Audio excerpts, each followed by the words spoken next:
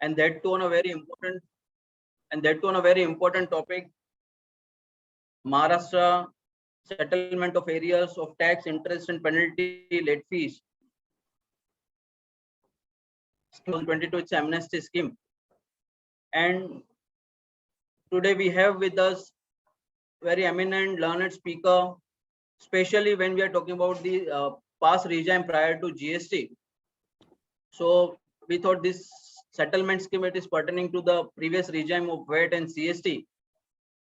And we have with us CA Janakbhai Wagani and CA Deepakbhai Thakkar, who are going to take us through this very important scheme, wherein the taxpayers are going to take the maximum advantage and the members while performing their professional duty. So it should be convenient while performing the duty. So we decided to take this sessions at very early stage, that in a month of April. So without taking much more of time, before we start our today's session, let's first run our institute motto song as a mark of our respect. So I'm sharing my screen. We request all the members to please remain in the alert mode.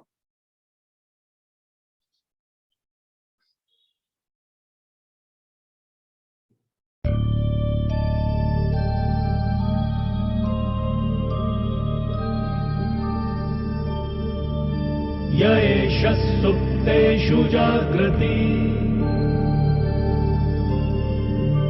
य एष सुप्तेषु जागृति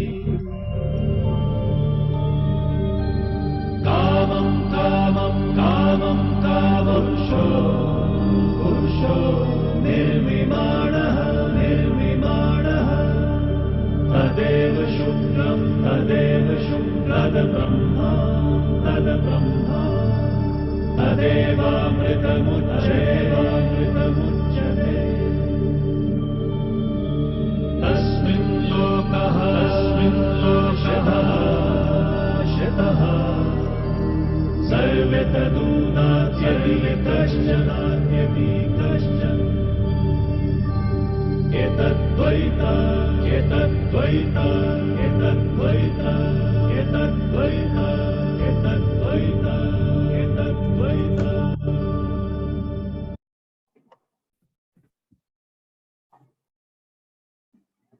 Thank you, members. So as I said, today we have with us two speakers, CA Janakbhai Wagani and CA Deepakbhai Thakkar. First, CA Deepakbhai Thakkar, he is going to take us through all the technical aspects of this amnesty scheme.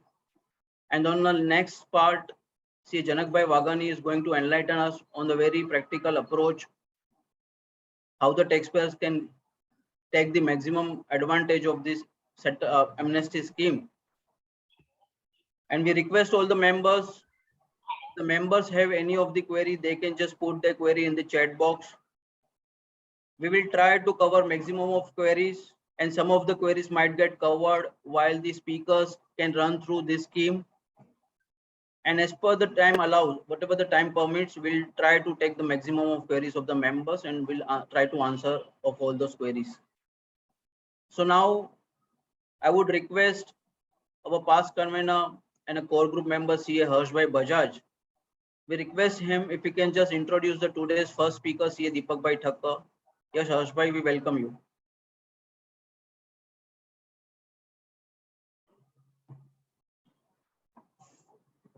Harshbhai, are you there?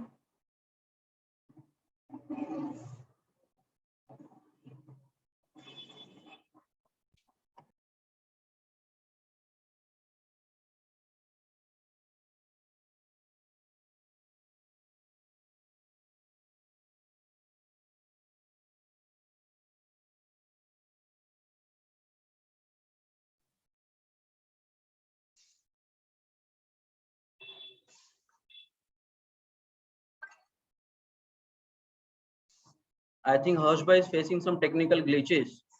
So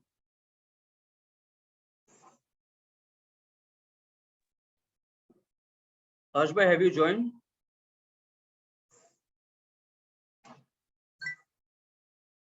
Harshbhai, can you unmute yourself? Yeah. Yeah, please, Can you hear me? if you can introduce today's first speaker. Yeah. Thank you, Jayesh Bhai. Good morning, everyone. It's my pleasure to introduce CA Deepak H. Thakkar. He's a practicing chartered accountant since 1984, mainly on indirect taxes, now GST. His firm is named Deepak H. Thakkar and Associates. He has a brilliant academic record. Stood first in BCom from Annam College. He was past president of STP Association of Maharashtra, Mumbai, now known as GSTPAM. Was editor of Sales Tax Review. He is the chairman of seminar and workshop committee of GSTPAM. He has a co-authored e-commerce transaction under GST published by WIRC of ICAI. He has a co-authored guide to GST annual returns and GST audit published by WIRC. He has also authored guide to MVAT audit published by WIRC. He has also written short publications on various subjects of VAT, CST, etc., published by STPM. He has written many articles on various subjects in GST Review, CTC, and BCS Journal. He has given many lectures, presentation on various subjects at WIRC, BCA, Chamber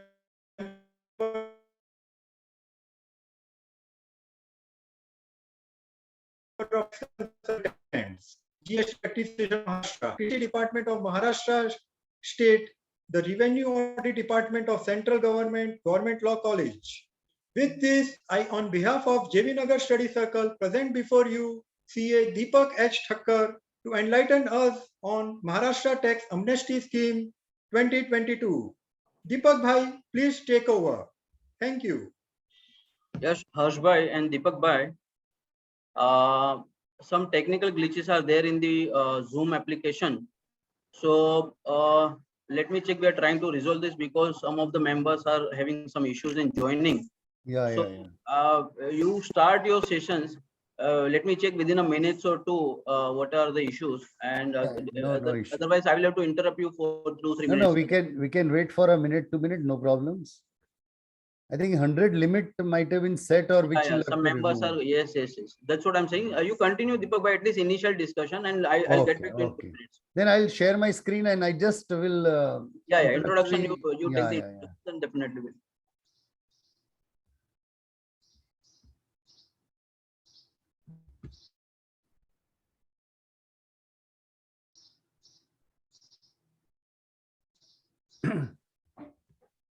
Good morning, everybody. Am I clearly audible? Good morning. Yes, sir. Yes. Thank you. It's really my pleasure to be with JB Nagar Study Circle, and generally I always visit the study circle meeting at JB Nagar whenever I am called for to talk on a subject. So maybe after this pandemic, for the first time we are having this session. The topic interesting and important for the present time is of the Maharashtra Tax Amnesty Scheme. The title of the scheme is very large, and I may say in my talk as a settlement scheme 2022 or say Maharashtra Tax Settlement Scheme or Amnesty Scheme. Let me take you through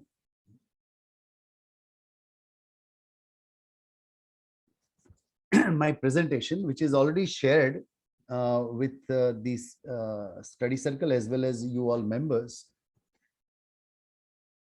The primary object of bringing this scheme is to unlock the huge areas of the revenue by reducing the pending litigations which are there in our state, maybe at tribunal level, first appeal or court level. And the third aspect is about giving relief to the dealers who have adversely been impacted by COVID pandemic. So this is a welcome move from the Maharashtra government. The Act is called as Maharashtra Settlement of Areas of Tax, Interest, Penalty or Late Fee Act. The scheme is to be operative from April 22 to 30th September 22. I think some noise is coming.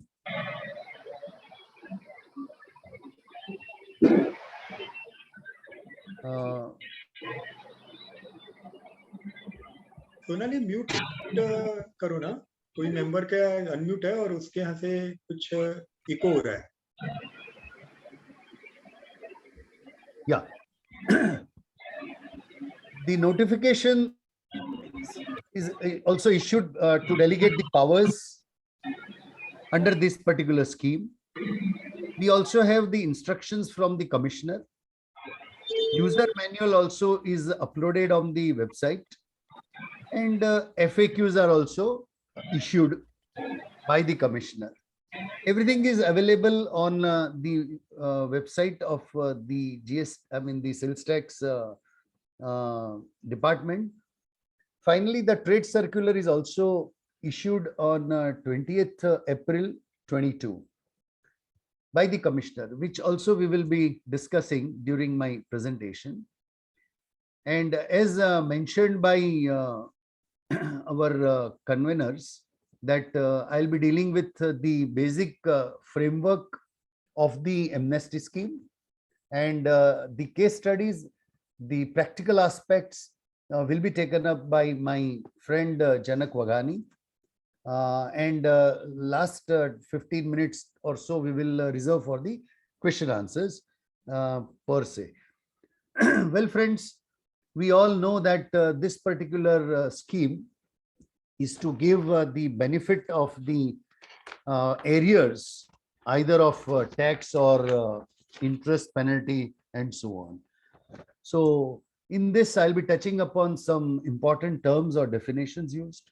Then how and who is eligible for the scheme, how to determine that what is the arrears for which we can go for the scheme, what is the disputed and undisputed tax, how much to pay, what amount to pay, what amount I'll get the benefit as a waiver, how we will make the payment, what are the conditions for the applications, and the verification aspect by the authority of the application, the issue of defect notice, finally the order, whether appeal is there under the amnesty scheme also we will see, and certain important aspects. Case studies by my friend, as I told you, will be taken up. Then let us just at a glance see this scheme. So this scheme is called as amnesty scheme, in for which how the applicability is there to any areas of tax under the laws, which laws we will see, interest, penalty, or late fee. Now, this particular areas might be by way of a statutory order, or might be by way of returns which one has filed, might be by way of a recommendation in the VAT audit report which we have filed.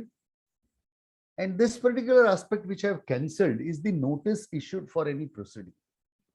Earlier in 2019 such amnesty scheme, even a notice, if it was issued and the proceeding was going on, even that was covered to be taken up in the amnesty, but this time it is not there, and self-determination is also not there, which we'll be discussing in detail how to look at it. Once this particular three types of areas which we have, then we'll have to bifurcate into undisputed tax, disputed tax, and others. So the undisputed tax, the scheme says, cannot be settled, meaning thereby I'll have to make 100% payment, and obviously the interest and penalty eligible for benefit. So if I want to take the benefit of entire areas, then I'll have to make full payment of the undisputed tax. What is that? We will see what is covered and what not. Disputed tax can be settled subject to payment of the requisite sum, and the waiver amount and the requisite sum is to be referred annexure A and B. I have given references to all the sections and provisions of the Act, as well as I have given the reference of FAQ at some places at my presentation. Also, I have given references of the paras of the circular which is issued on 20th April. But I'll be not just speaking that. It is already there in the note which you can refer in detail when you have to apply this scheme to the facts of your client's case. The novel feature of this particular scheme is it has an option of one-time payment. That means whatever sum I calculate, the requisite sum, entire I can pay at one go, or I can also opt for installment options. So this is a welcome feature of this scheme, and how it operates, we will see. Then there are conditions attached to this, all these schemes and options. The conditions are mentioned in section 11. Then settlement application conditions are there in section 11. So let us go further and see what is covered, what type of areas are covered. So we are told that the acts which are covered are the relevant acts, and in this relevant act, whatever areas are there under all the following laws, you can go for the settlement. So the first one is the Maharashtra Value Added Tax Act. So MVAT Act was introduced in 2005. So right from 2005 to 2017, mind well, this scheme is applicable for any areas up to June 2017 periods. So any areas which are there under the GST law, which is introduced from July 17, is definitely not covered, which please take care. So you'll have to work out the areas as on for the period ending 30th June 2017. So the MVAT Act is covered, say, from 2005 to 2017. Then the Central Sales Tax Act is covered. We have also the coverage of the Bombay Sales Tax Act, which was there prior to the MVAT law. So up to 2005, whatever are the liabilities under this act is also covered. There were other various laws along with the BST Act, which is generally called as books contract tax. That is also covered. Lease sales tax is also covered, because prior to VAT law, all these transactions were taxed under a separate piece of legislation, works contract, lease. Then there was entry tax for the motor vehicle or other goods. There was a luxury tax which was levied on certain products and on the hotels. Then profession tax also is covered. Very good. Welcome feature. Then Maharashtra purchase tax on sugar cane, which is levied on the sugar industry, is also covered. Then motor spirit taxation law is also covered. So whatever are the areas under this act is covered. The settlement can happen of any amount, whether it is by way of a tax, interest, penalty, or late fee, but for the periods up to June 2017. So now let us first try to understand exactly, let us go in a logical order of understanding that what areas, how to work out, what is then undisputed, disputed, and on so on. So let us first begin with the term areas, that how I work out the areas and what is covered, what is not covered.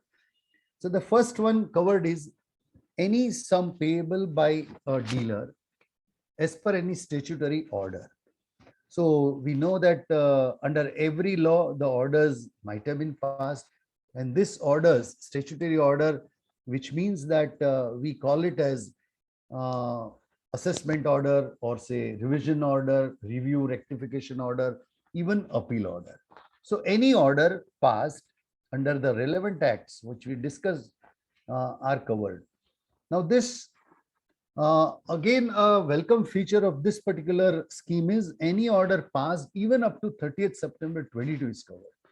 Otherwise, generally, when the scheme is announced from say 1st April, it would have been said that up to 31st March 22, which orders were passed are only covered, but it is not so.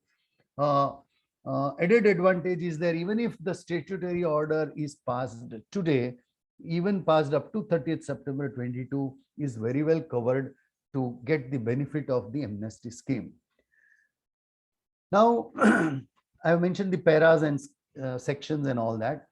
For this, suppose some proceeding is going on, either the assessment or some revision or say appeal is going on, you can definitely approach the concerned authority and request him to pass the order expeditiously.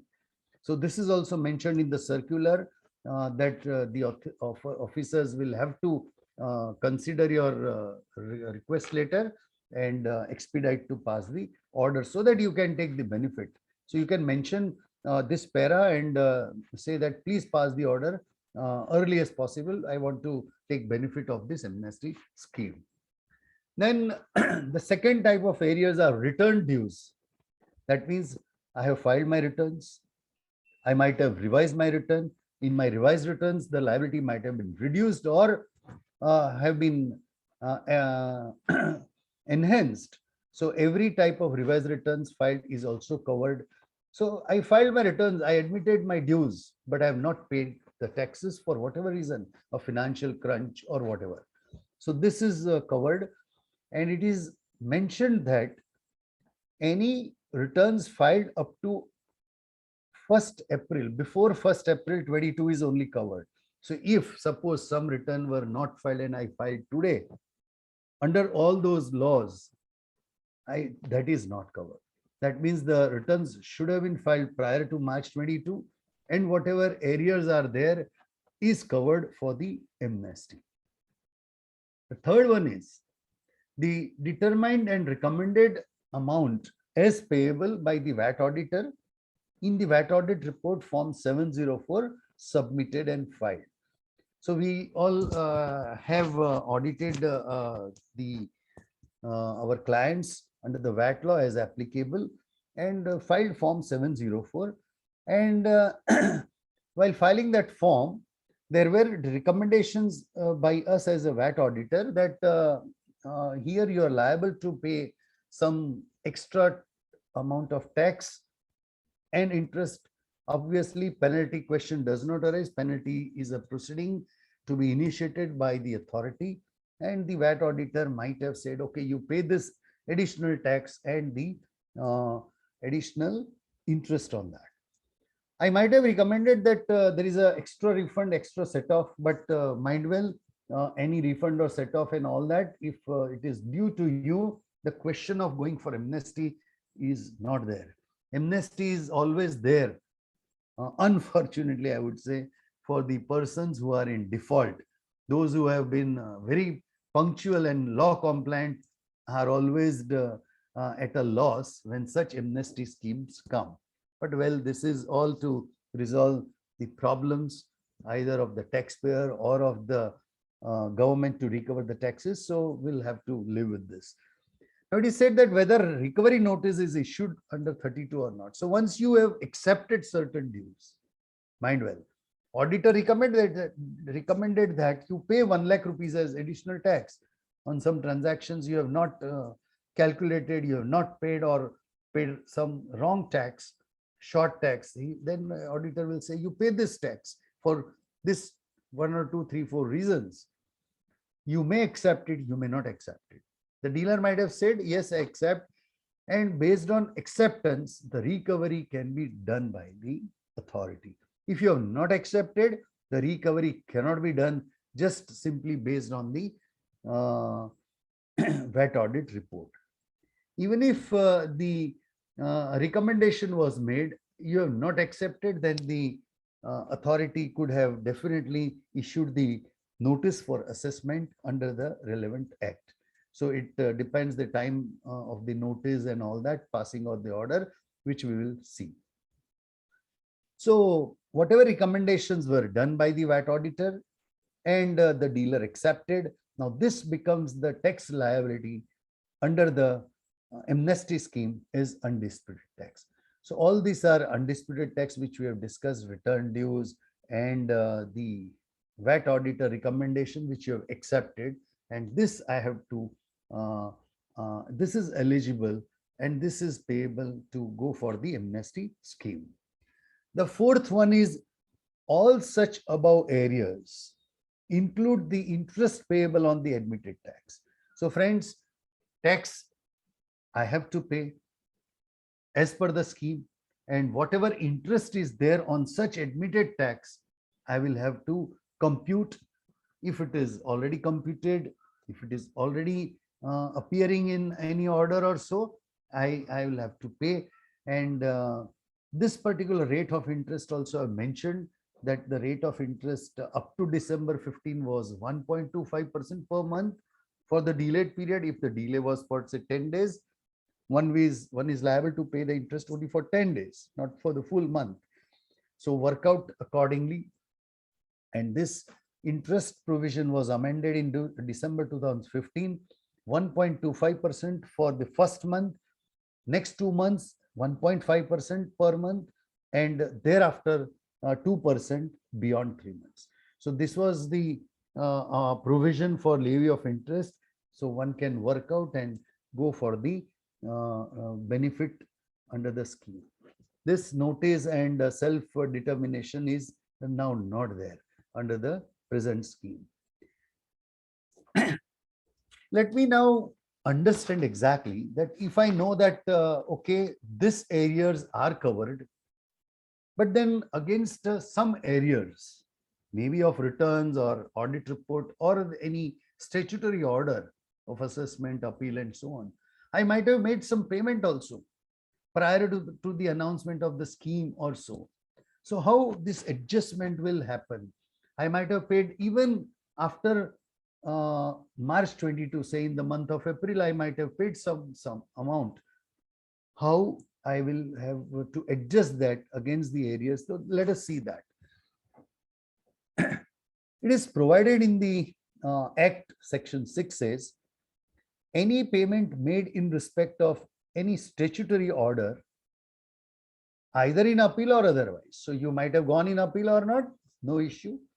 Whatever sum is paid by you up to March 22 shall first be. So it is a compulsion. There is no choice, neither with the department nor with the dealer. And this is a favorable provision.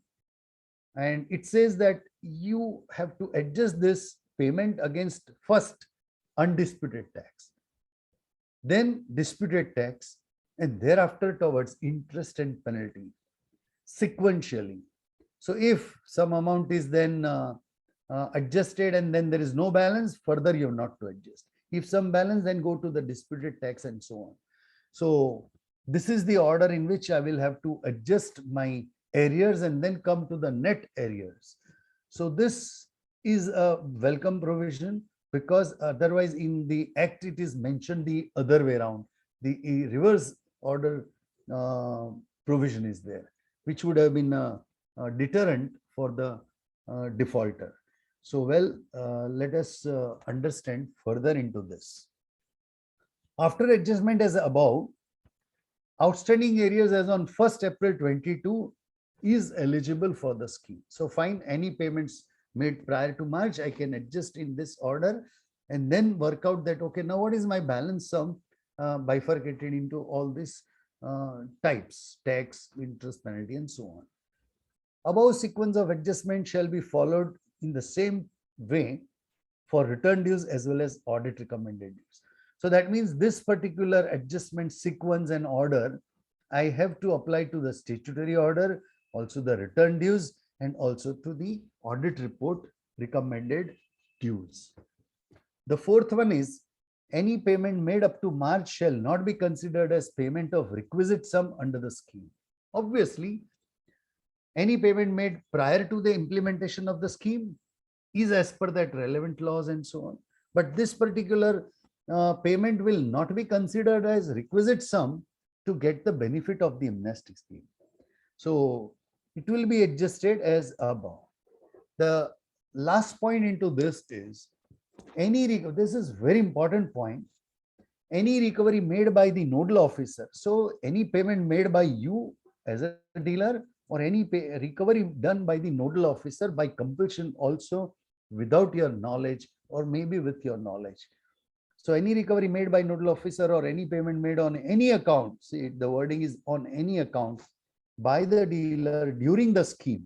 That means from April to September 22, against my all the areas, if any recovery is made by the nodal officer, shall be treated as requisite sum. A very nice point, and this particular is mentioned in para 9.4 of the circular 20th April. Now here only one circular is there, so I've just mentioned circular means you understand it is 20th April 22 circular para 9.4.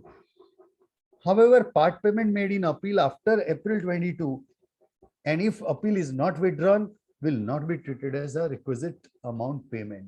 Rightly so, because say I might have filed appeal in say April, I filed the appeal in March. I now make the part payment in April, and thereafter I want to pursue and continue the appeal. The question of considering this part payment as a requisite sum definitely does not arise. It is nothing but a part payment made by you in the appeal under the relevant act. So this is a welcome explanation given by the commissioner. So having understood what areas are covered, what payments you made, and how the payments should be considered to work out the net areas, then let us see what is undisputed. So now I know that, okay, total sum is this as the net areas, and now undisputed tax. First, let me categorize. So the first definition says disputed tax means other than undisputed tax. So first, let me understand what do you mean by undisputed tax. That means there is no dispute between the assessee and the department. It is accepted that yes, this is the dues, undisputed. That means I have to make the payment.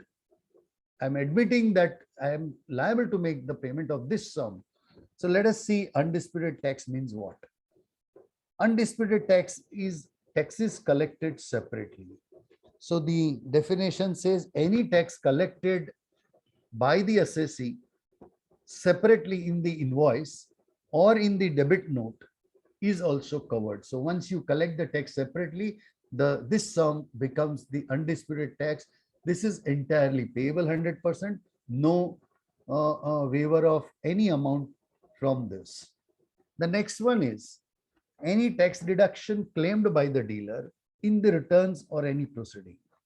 So if I have not collected tax separately in the invoice, then I can say that, okay, my 100 rupees invoice includes the tax element as well at the applicable rate.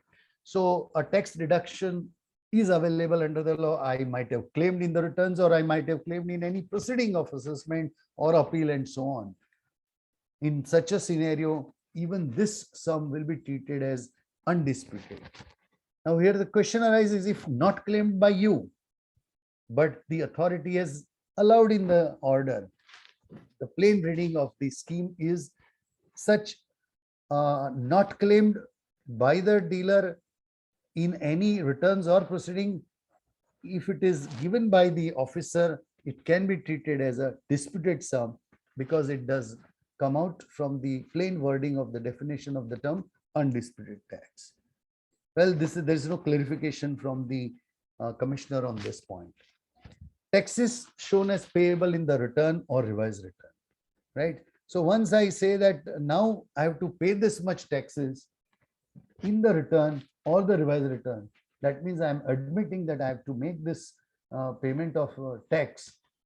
So this tax becomes undisputed amount, but the interest penalty or late fees becomes the disputed amount, as we just saw earlier. Amount forfeited under statutory order or excess tax collection shown in return or revised return or VAT audit report. That means if I am not liable to pay tax yet collected, or I'm liable to pay tax at the rate of say 10%, but I wrongly collected at 15%, and such amount extra sum collected, if I have not refunded to my customer, it becomes the amount liable for forfeiture. And this sum, either mentioned in return, audit report, or statutory order, is the excess tax collection, which is equal to undisputed tax payable fully. VAT auditor's recommendation to pay tax as per the report and accepted by the assessee either wholly or partly. Friends, let us understand this very minutely. I am a dealer assessed by the VAT auditor, audited by the VAT auditor. He has given me the report in form 704 and he recommended that 1 lakh rupees you have to pay the tax, 10,000 you have to pay the interest, and the report is concluded. Then I have an option. I accept, I may not accept. So if I have accepted wholly, entire sum becomes the undisputed tax. If I have not accepted wholly, I have accepted partially, that out of 1 lakh, I have said that there are 3-4 situations because of which the VAT auditor is recommended. But I say that, okay, 1 or 2 situation I agree. Some transactions I agree that yes, this is taxable.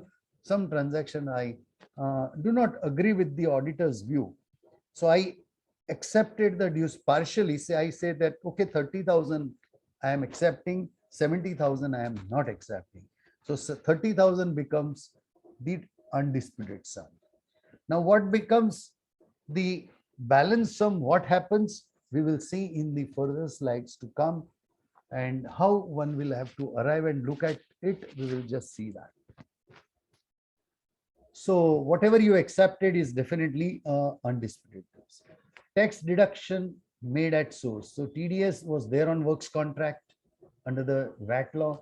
TCS collection was also there on some transactions.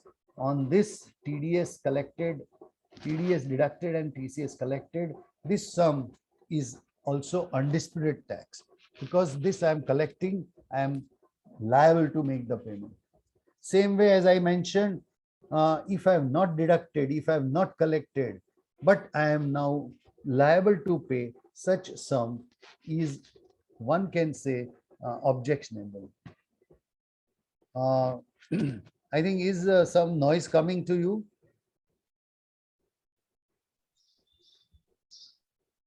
Outside noise is there? No, it's very clear. Very clear, no, because there is some noise, my building outside. Okay. So if you have not deducted the tax, or if you have not collected the tax, but you are liable to pay, and you are now calculating it as arrears, plain reading of the provision says that if not collected, if collected, undisputed, if not collected, it becomes disputed automatically. Well, undisputed is payable 100%, disputed is payable partially, which we will see as per the annexure. Next one is the tax payable by the profession tax enrollment holder, the self-employed persons, like say we all. The tax deducted by the registration certificate holder, that means the employers, from the salaries and wages is also covered. If there are areas, you can definitely go for the scheme. The last point is set off disallowed under Rule 52A and 52B. Now, this particular set of retentions rules or restrictive rules were for certain PSI package scheme of incentive manufactured goods by the mega unit and so on, and aerated drinks, cigars, and mobiles. This 3 categories of goods under Rule 52B, the provision was that I purchased these goods, and in the year of purchase or in the period of purchase, I'm entitled to ITC not fully, but only to the extent of quantities sold. So I purchased 1 lakh pieces, and out of which I just sold in the first period or the first year, say 20,000. And in that scenario, I will work out the entire set off on 1 lakh. I will claim to the extent of 20,000 pieces, and 80,000 I'll carry forward in the subsequent period and I'll claim there. So this set off was given in the year of sale, in the period of sale.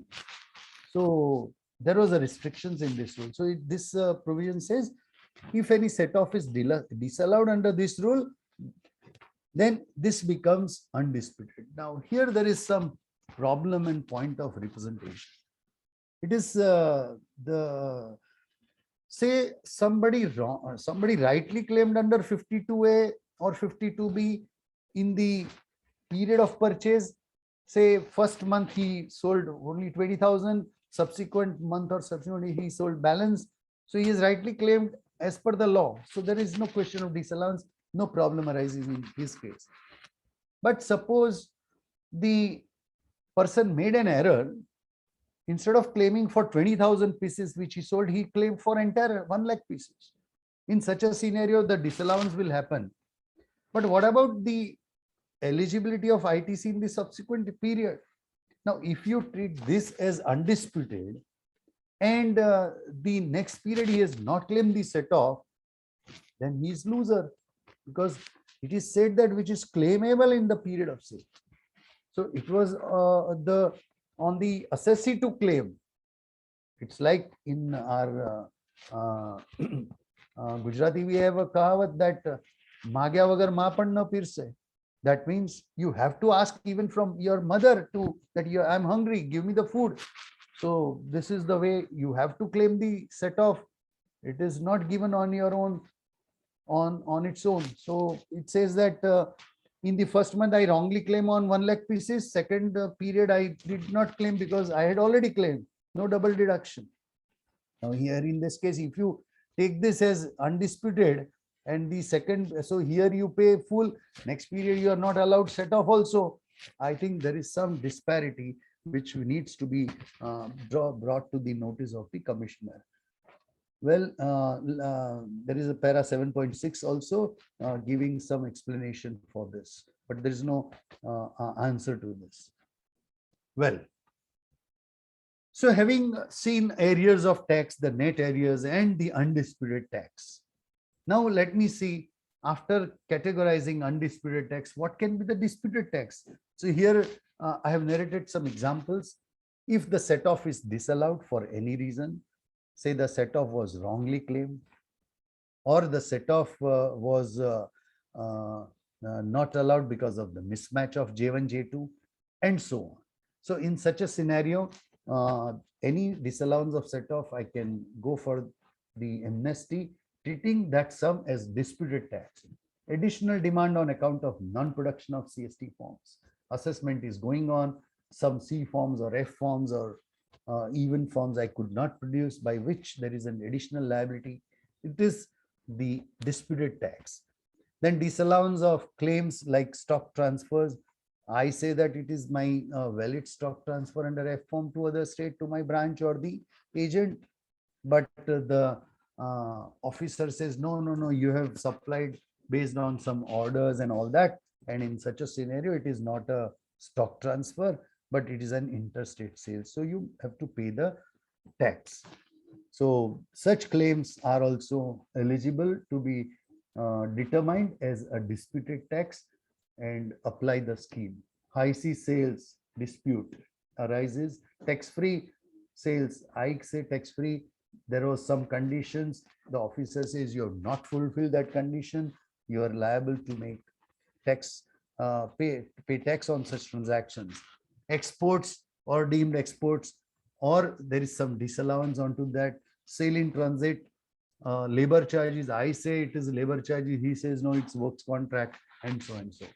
So such claims disallowed is also to be treated as disputed tax, not undisputed. Dispute about classification or rate of tax. A dispute about enhancement in taxable sales turnover. I could not make reconciliation. The officer is taking the higher figure as my turnover and he levies tax on that. VAT levied on service tax element in case of composition of works contract. Well, friends, we had the provision that if there is some transaction liable to pay both the taxes, VAT as well as service tax, certain hotel transactions are there, certain works contracts are there, then in such a case, say my 100 rupees invoice is there, and on which say VAT is say 10%, service tax is also at say 12%. Just I'm taking an example. So which tax will be levied first, right? VAT or the service tax? The question, and so one can say that no, the consideration for the contract is 100 rupees. Now on 100, if VAT is levied at 10, levy 10 on 100. If service tax is levied at 12 on 100, levy 12 on 100. There's no question of laying tax on tax and so on. So there was a dispute arising, and the authorities were taking even VAT on the service tax. They said that in case of composition schemes, the composition scheme provision wordings were on total consideration. Now, total consideration includes service tax also. So on 112, I have to pay 10%. So this issue was going on. The matter is pending before the Bombay High Court. And in such a scenario, if you feel that no, you want to take benefit of the scheme, you can very well taking this as a disputed sum and pay some percentage of it. Dues of interest, penalty, late fees is disputed dues as per the scheme. So, well, undisputed, fully payable, disputed, some amount payable, balance you get waiver. We will see how and what. So let us now understand exactly that how much I'll have to pay and how much I will get the waiver. So the first trigger is amount payable and aggregate amount paid during the period. So if whatever sum I am paying during April to September can only be treated as a requisite sum payment. Undisputed tax I have to pay fully. So mind well, the term is undisputed tax, right? It is not undisputed interest or so. Anything other than tax, this is undisputed tax only, payable 100%. And amount of disputed tax, so there is disputed tax, so the tax is now over, disputed, undisputed. And then entire interest, penalty, late fee, whether levied or not, pay, but which is payable at specified percentage. So undisputed 100, all other amounts at a specified percentage, and this percentage are mentioned in annexure A and B. For entry tax, there is a separate clause which we will see. So the requisite sum is to be paid by the challan under the relevant act or in MTR 6, and this all payments are to be made online. The procedural aspect is to be understood separately. Let me take you through the areas of this particular sum, that how now annexures I will apply. So the bifurcation is to be done as per the periods of my dues. So if the dues are pertaining to period up to March 2005, then one annexure is there, and 2005 to June 17, a separate annexure is there. So the payment, what I have to make, the requisite sum of what amount and what amount waiver for that annexure A is for areas for the periods from April 2005 to 2017 June. So the almost VAT regime is covered here, and prior to VAT regime, under the BST law or the works contract and so on, if the arrears are there up to March 2005 period, apply and follow annexure B. The time limit and due dates are also provided for the payment. Time limit for the application is also provided, which we will see for both one-time payment option as well as installment option. The nice part is here to give relief to the small taxpayer or the small defaulter for a small sum. This section says if there are certain arrears as per any statutory order for the period as on April 22 for all the old periods up to March 17, obviously, but there are dues as on 1st April 22, which are 10,000 rupees or less per financial year under the relevant act shall be written off, including post-assessment interest on it. That means some statutory orders were passed.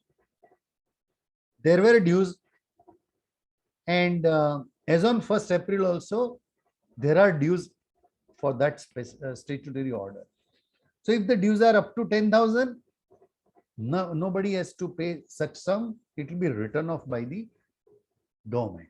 Now, how this is to be seen? Suppose some statutory order was passed having a dues of say rupees 1 lakh. Say you had paid in part or say at lump sum, say 90,000, 92,000. Finally, 8,000 is pending as on 1 April 22. Now this sum, now you have not to pay. It is to be written off by the department. And the circular says, concerned joint commissioner will write it off suo motu. That means you have not to do anything. On their own, the joint commissioner will write off such amount. The dealer shall be intimated of such return of sum by the designated authority by June 22. So you'll also come to know that yes, this sum is written off. You have not to do anything. See, the important wordings are 10,000 dues as on April 22 for any statutory order for June 17 up to that period. But it does not cover many things. No such write-off if the dues are as per the returns. The returns dues available for the recovery, this is not to be written off. The VAT audit recommended dues not covered into this clause, or statutory order passed after April 22 also not covered. So if some order you receive today and the dues are 9,000 rupees, this is not to be written off. You will have to go for the scheme to take benefit. Else entire will be payable, whatever is the sum. Then let us now see that annexure A covers what, annexure B covers what. So annexure A, now let us focus on this as my areas which are there for the periods from 2005 to 2017. So here I have made some 4-5 columns. The first one is the serial number, particulars of the type of dues, which we will see. Then in one-time payment option, how much you will have to pay, how much will be waived off. In installment option, how much to pay and how much to waive. Now let us understand exactly who gets the installment. It is mentioned in the scheme that where arrears are more than 50 lakhs rupees, only for them the installment is there. So friends, installment is not there for some small amount or small dealers, but the installment is there only where the higher amounts are payable. Maybe that government thought fit that if there are large dues of say 1 crore, 5, 10 crore or 50 crores, one will have to plan his affairs and plan the working capital requirement. So in such scenario, this particular installment option he can opt for. Let us see how it operates. Annexure says if undisputed tax is there, you have to pay fully, no waiver of any amount. So either in one-time option or installment option, no benefit for undisputed tax, you have to pay fully. So if you want to take benefit of the scheme, and if you don't pay undisputed tax, you cannot take the benefit for the disputed tax or disputed sum. So if you want to take benefit for everything, you have to go for this scheme, pay 100% of the undisputed tax. Then the disputed tax amount, you have to pay 50% and 50% is waived off. So you get benefit. So government says, okay, I leave 50%, you pay 50%. In installment option, they say you pay 56% and you get 44% waiver. The 6% extra is because you are getting more time to make the payment. How much time we will see. Interest payable as per order or returns or revised return, 15%, and 85% is waiver. Very nice scheme. Same way, installment option, 15% payable, 85% waiver. Penalty as per statutory order. Mind well, here interest payable, even recommended audit dues is also covered, 15 and 85. Penalty levied in any statutory order, pay 5% of the penalty levied. Say 1 lakh rupees penalty levied, I have to pay only 5,000 rupees. 95% is exempt, waived off. Same way, installment option, same amount payable, no difference. So here difference is only in the disputed tax, 6% extra for getting the installment option. So self-determination is not covered. So if there is no order for penalty, I might on my own cannot work out any penalty and pay on my own. For this, you will have to approach to the authority that, sir, here I am liable for the penalty. Please initiate the proceeding, write a letter. He will definitely have to consider that application. He will pass an order and go for amnesty. Say, you know that audit report was filed late, and now you are liable for penalty under section 61 of 0.1% of the sales turnover. Now, in such a scenario, approach the authority, get the order, because even statutory order passed during April to September is also covered. So take benefit after getting the order, pay 5%, you are getting rid of 95%. Post-assessment interest penalty, which is leviable but not levied till the date of application, 0% payable, 100% waived off. See, this post-assessment interest and penalty is what you know. Suppose my assessment period is, my financial year covered for the assessment is of say 13-14. The assessment is taken up in say 2016. So the assessing officer will levy the interest on any tax payable as per the order up to the date of order of assessment.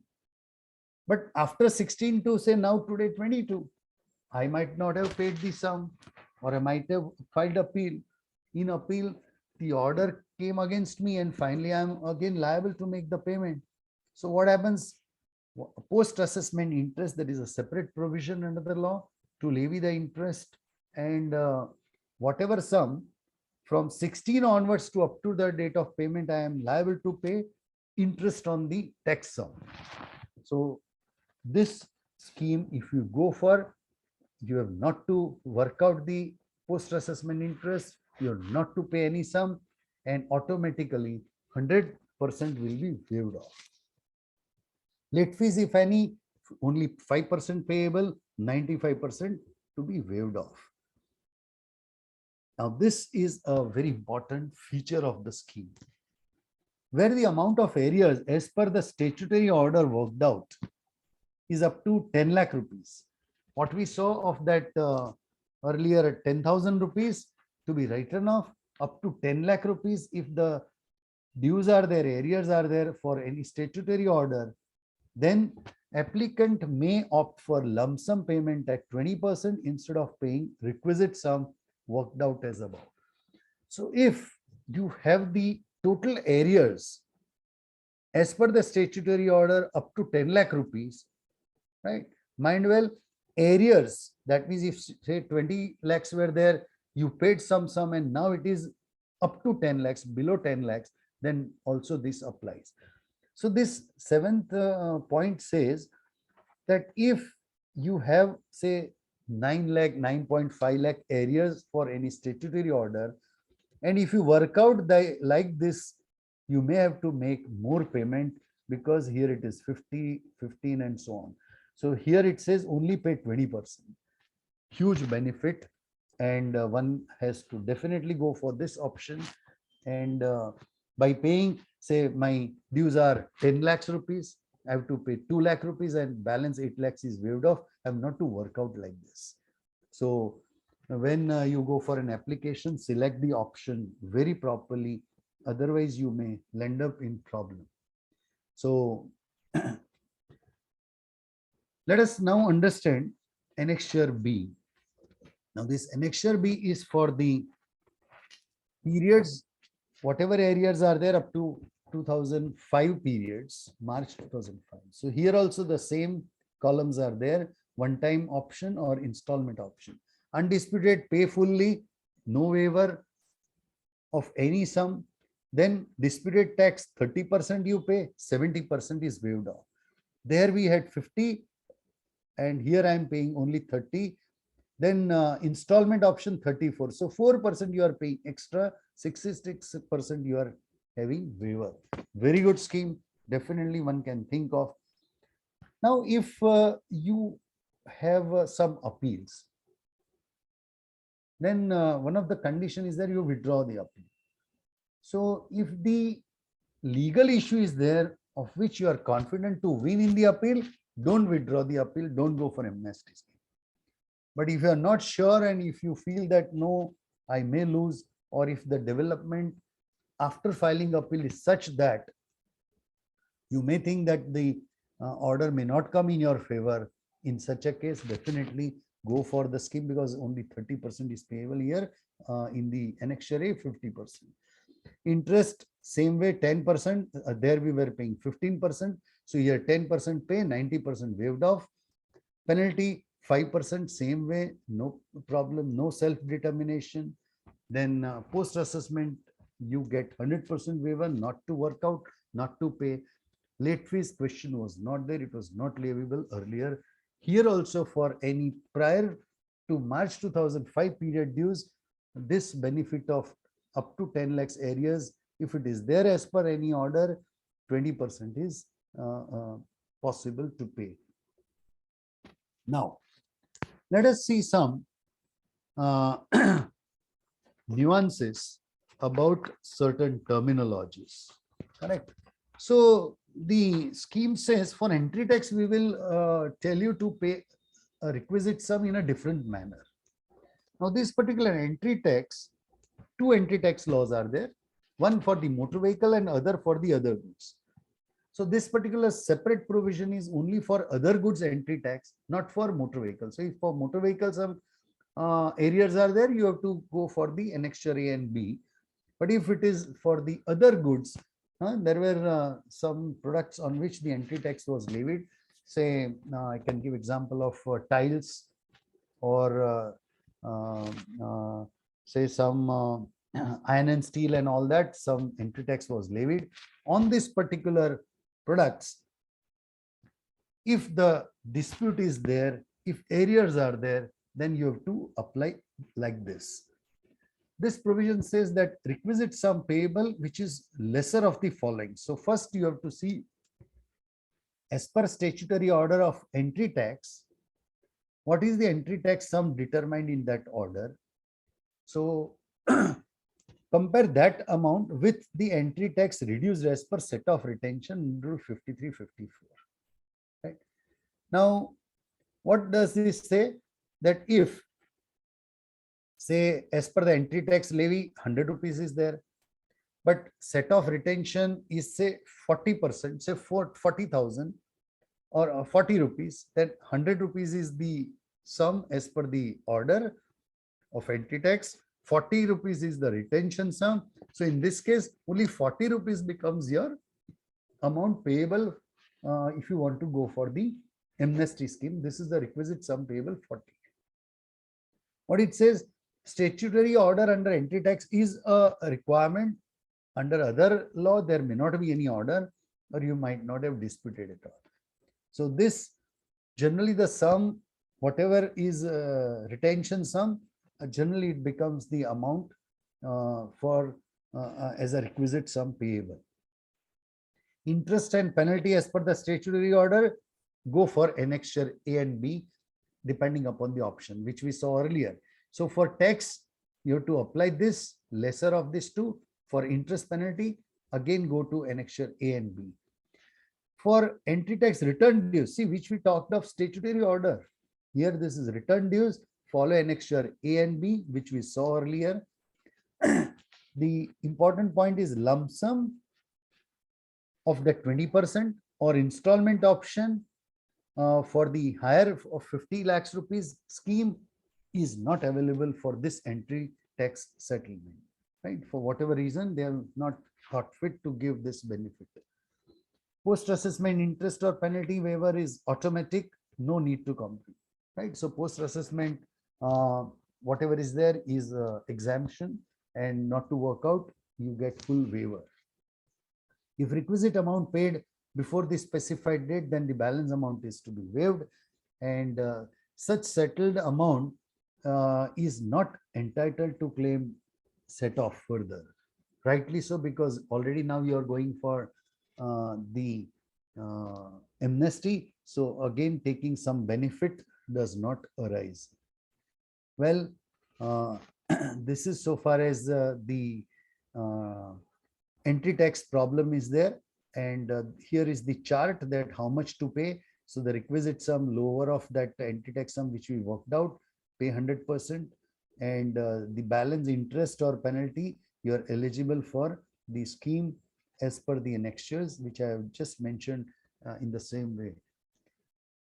Now, let me take you through some important other aspects of the scheme, and then I'll, after around next 15-20 minutes, I'll hand over the charge to my friend and colleague, Janak Wagani, to take us further. So here, let me now try to explain some other aspects of the law of the amnesty scheme. It says that the duration of this particular scheme is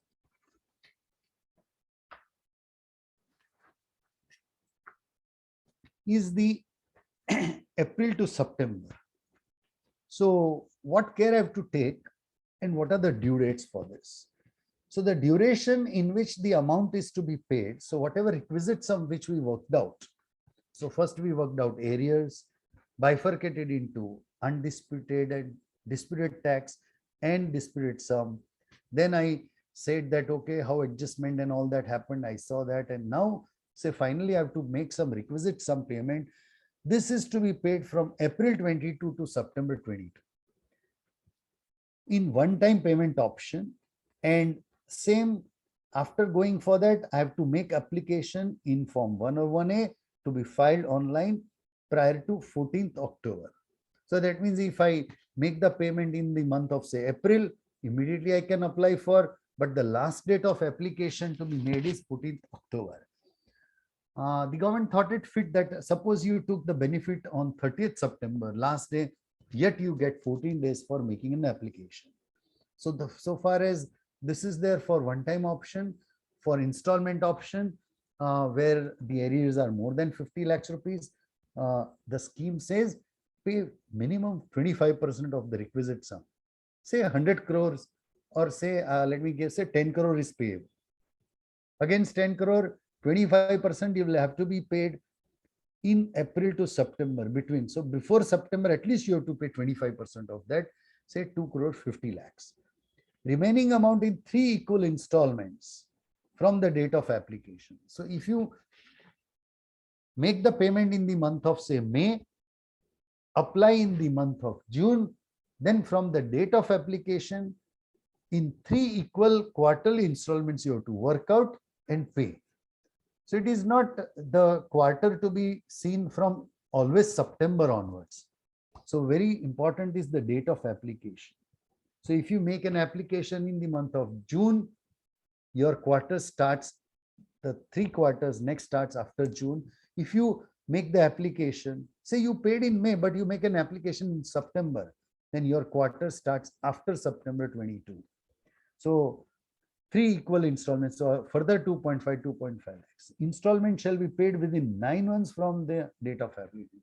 So all installments at least needed to be paid within 9 months from the application date. So here I've just mentioned, say the last dates considering 14th July.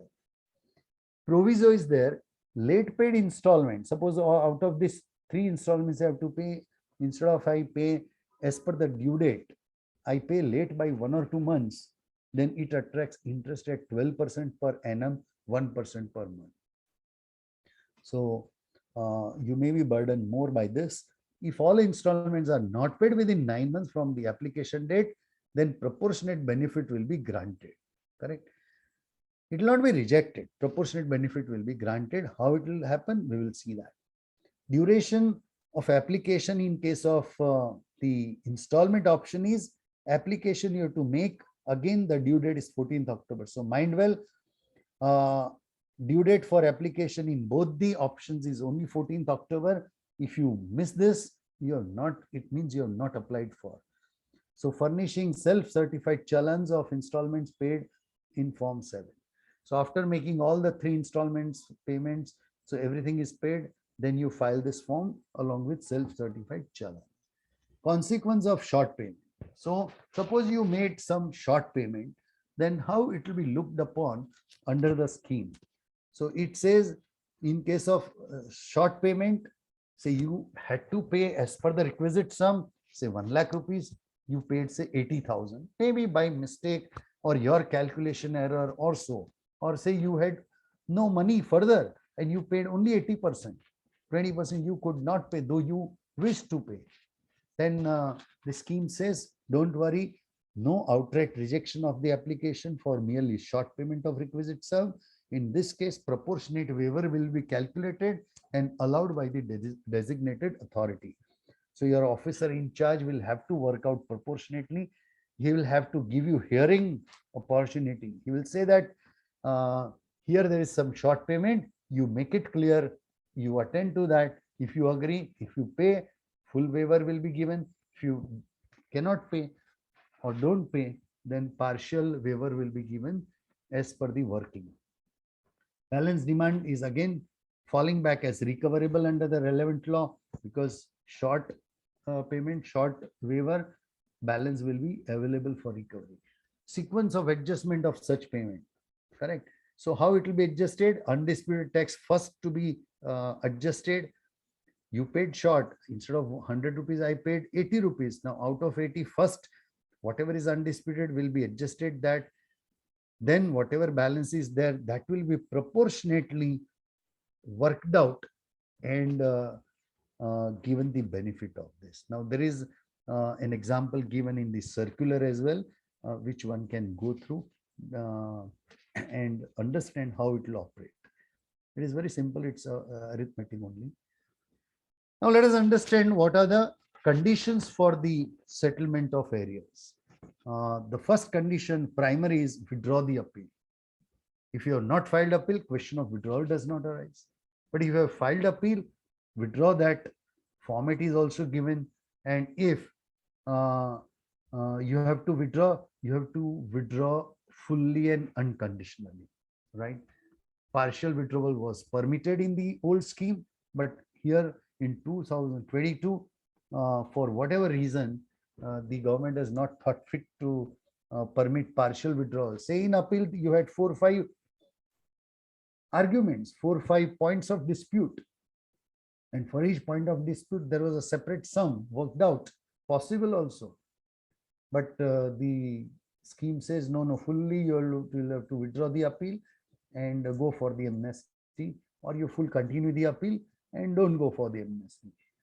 So appeal filing is not compulsory. If you have not filed, no issue. Filed, you withdraw that, and it might be pending before the first appellate authority or the tribunal or court, but you have to withdraw that.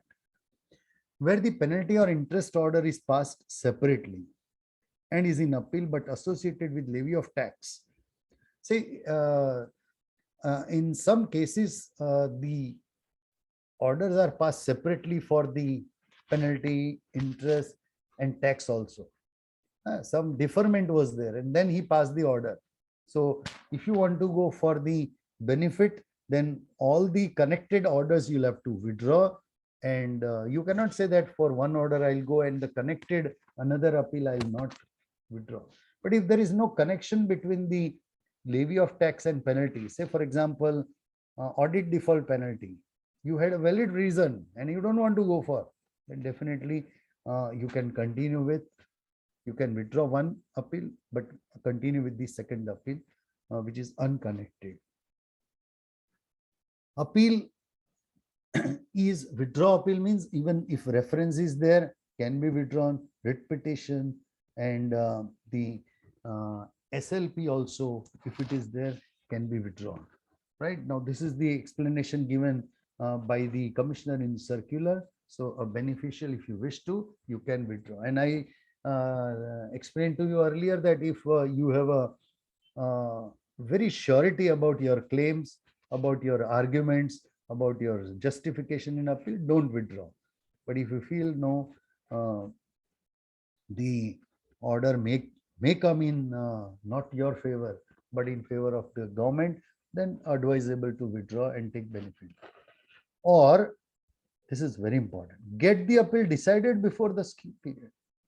Right? The circular also says so. So if you feel that no, instead of withdrawing, let me pursue the appellate authority, right? And get the order. In such a scenario, the officer will have to expedite it.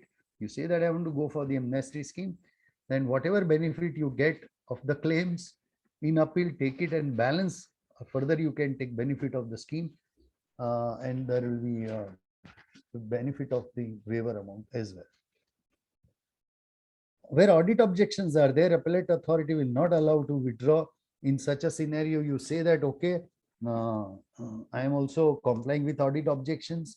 Now you pass an order, I want to go for the scheme. So this is also possible, but otherwise he may not allow you to withdraw. Where the excess set off or refund under the MVAT was there adjusted against the CST or entry tax, then appeal under the both the laws will have to be withdrawn fully and conditionally. As I said, connected appeals, right? My refund of MVAT was there adjusted in CST and filed appeal in CST as well as in MVAT, both the appeals I'll have to withdraw.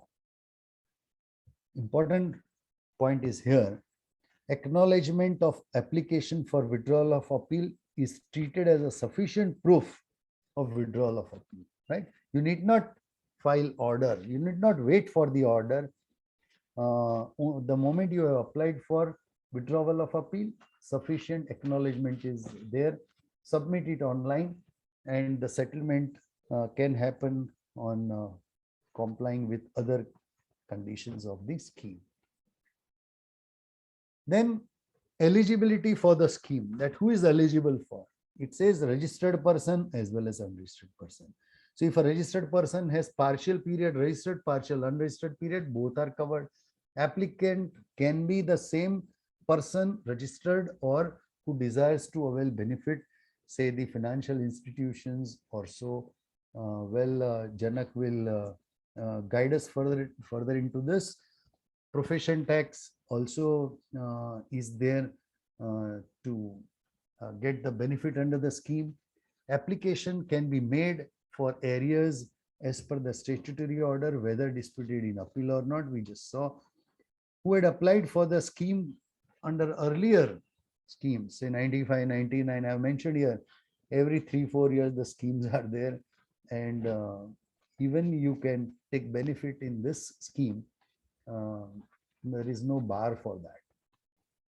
Conditions you'll have to comply with, and one aspect is there that suppose you have not gone in appeal, you are satisfied with your order and you are just sitting with that. But the state had filed some petition in the appeal, and something is pending at the higher forum against you. You had no dispute, but the government had dispute, the department had dispute, and they had filed an appeal. In such a scenario, they say that even such amount you can take up in the amnesty scheme, right? So one example I can give you of this only VAT on service tax matter, which is say, pending at the court level. But if you feel that you want to take benefit, though today you are not in arrears, but you can compute as per the scheme, apply for, and then they say that neither refund or adjustment of such amount paid can be there, no recovery of waived sum, which is there by the department. That means once you go for the amnesty scheme, even in such cases where the department has gone in appeal, you can take benefit. Here the problem is of quantification. If you are unaware, you can ask for the quantification from the authority concerned. appeal may be withdrawn or not by the department. We are not aware, not sure, not mentioned, but it seems that they may not withdraw the appeal. Appeal order may come later on. Uh, they have said no recovery of the sum already paid and waived. So that is one beneficial, but you can think of whether to go or not.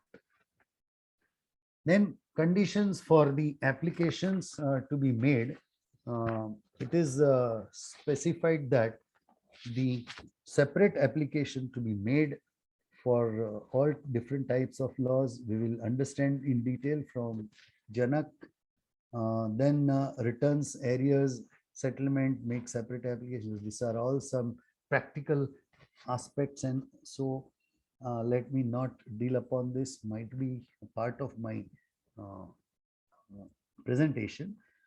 And in case of the defect in your application, you will get a defect notice, but only one notice. If you every time have defect, then only you will get one chance. Within 15 days, he'll issue the defect notice. You cure this defect in another 15 days. And once you cure the defect, then you will be getting the settlement order. But in any case, payment after the specified date is not permitted. So don't delay for the application. If you want to go for amnesty scheme, try to comply with early as possible. And if satisfactory compliance is made, the order will be passed for the settlement. And if you have failed to comply with any defect notice, then appropriate order giving you the partial benefit will be passed by the officer. Then order of the settlement, which is there, how it will be passed is also mentioned. It can be also rectified. Then some review may also happen of the orders, which are generally nothing will happen. But if some in stray cases, if the review is thought by the commissioner, he will definitely give you the notice of hearing. And if you are giving justifiable reasons, then the notice may be withdrawn or stopped. But the order will be passed based on your submissions, and that will be the best judgment order. The time limits are also there. If you are not satisfied with the settlement order, definitely appeal provisions are there, and you can file an appeal. If the order is before, the filing of appeal can be for before the DC ADM or JC ADM or the additional commissioner based on who has passed the order. And the time limit to file an appeal is 60 days. Say you felt that no, something has gone wrong and it is not an apparent error, rectification may not be possible. In that case, you file an appeal. But if you file appeal late, there is no delay condonation, right? Appellate authority will pass just in proper order. There is no second appeal for under the amnesty provisions. So you'll have to live with the first appeal order itself. Bar on reopening of the settled cases. That means if you are going for the amnesty scheme, then this order of settlement will be conclusive, and no other matter will be reopened under the relevant act. Only about the prosecution actions, nothing is said. I think some representations needed over here, that once you go for the settlement, even the prosecution action, if at all undertaken, should be stopped. Well, revocation is the last aspect of the scheme, which says that if you have taken the benefit of this amnesty by suppressing any material information or particulars, furnishing incorrect or false information, suppression of material facts, or concealment of any particulars in search and seizure of proceedings. So these are some stray cases, some exceptional cases where if you have taken the benefit and because of this it is unearthed, then the order can be revoked. Of course, you will get a hearing and all that. Time limits are also there. and one will have to go by that. And it also says that if there is some revocation happening, then in that case, the reinstatement of appeal will happen. Even in that case, say in appeal case, say you withdrew, you could not make any payment, then again you can apply for reinstatement of appeal. But suppose you get a partial benefit in all that, then partial withdrawal is not permitted. Then the question of again appeal to be reinstated is not possible. In revocation, again, it can be reinstated, but of course you'll have to apply for the reinstatement of appeal. This is very dangerous provision which says no refund under any circumstances of the sum paid in the amnesty scheme. That means if, say, you paid under this scheme some amount extra, you will not get refund, or you were not entitled, but yet you paid, the question of refund will not be there. But of course, if some payment is made, it will be adjusted against the recovery under the relevant act. Well, power of there is there with the commissioner for giving instructions and directions, and to prescribe the forms and how it will be made useful, and to use it. That will also be provided. Government has power to give any order for removing the difficulty in giving effect to this amnesty scheme. Well, I think I have just tried to explain, but only 1 or 2 minutes more I will take, taking some important aspects, and I'll close my session. See, this important points which needs attention of all of us is this particular if return dues are there, interest payable up to what date? Now here 2 interpretations are there, and whether you'll have to work out the interest up to March 22 up to the scheme, or say you are making the payment in the month of June or July, then you have to work out interest up to June or July. The logic says up to June or July, the date of payment. So better you take this care. Even the commissioner circular also says so. Next point is VAT audit report dues.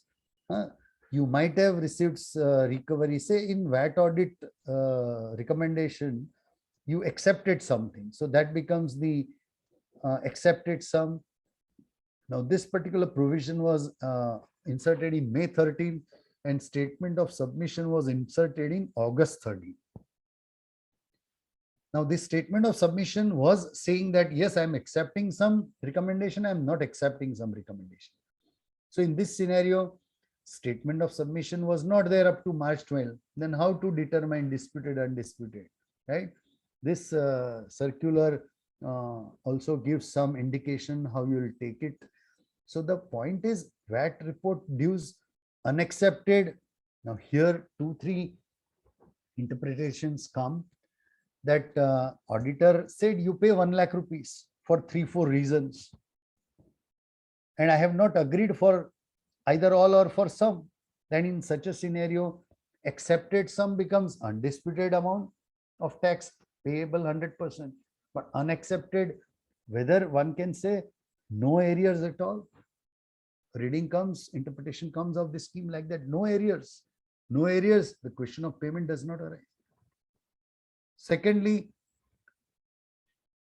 or can you say that if it is accepted dues, undisputed tax, unaccepted dues, disputed tax, corollary?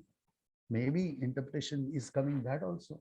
Or as per the circular which says no, further you bifurcate into undisputed and disputed, right? So this is also a problem. Circular says no, you will have to bifurcate. Interest is payable, same here again, up to March or actual date of payment. And the mute point is whether returns and VAT audit report are significant when statutory order is passed, right? I will not answer this. Let us hear my learned friend Janak Wagani on this, that once you have the statutory order, Whether you have to look to the returns or VAT audit report, let us await for this debate. One last point I can say that the last period of the assessment or liability under the pre-GST regime was 17 quarter ending June 17. So the financial year is 17-18 and July 17 to March 18 is GST regime. So the assessment is getting time barred under the VAT law as well as the same under the CST law. Under section 23(2), it says where the returns are filed in time, 4 years from the end of the year. So year is ending on March 18 financial year, maybe quarter ending June, but March 18 ending on 31st March plus 4 years, 18 plus 4, 22. So already gone. So now if you file returns in time, there is no statutory order, no assessment can be done after this. Second, if you have filed the returns late, then 5 years up to March 23, notice of assessment can be issued. So we'll have to be very careful. And another clause 6 says where the turnover was not disclosed. So there is some undisclosed turnover transactions or tax paid at a lesser rate or set off wrongly claimed or deduction wrongly claimed, then 6 years those particular transactions. So that is ending on March 24. So you'll have to see the facts of each case in your client's case and then take a call whether to go for amnesty or not, or when to go. Self-determination not possible, as I already said. Suppose you have no order and pending declarations, at least you get the order, go for the scheme prior to September. Lastly, department will endeavor to complete the pending proceedings. You will have to approach to the authorities in apt case.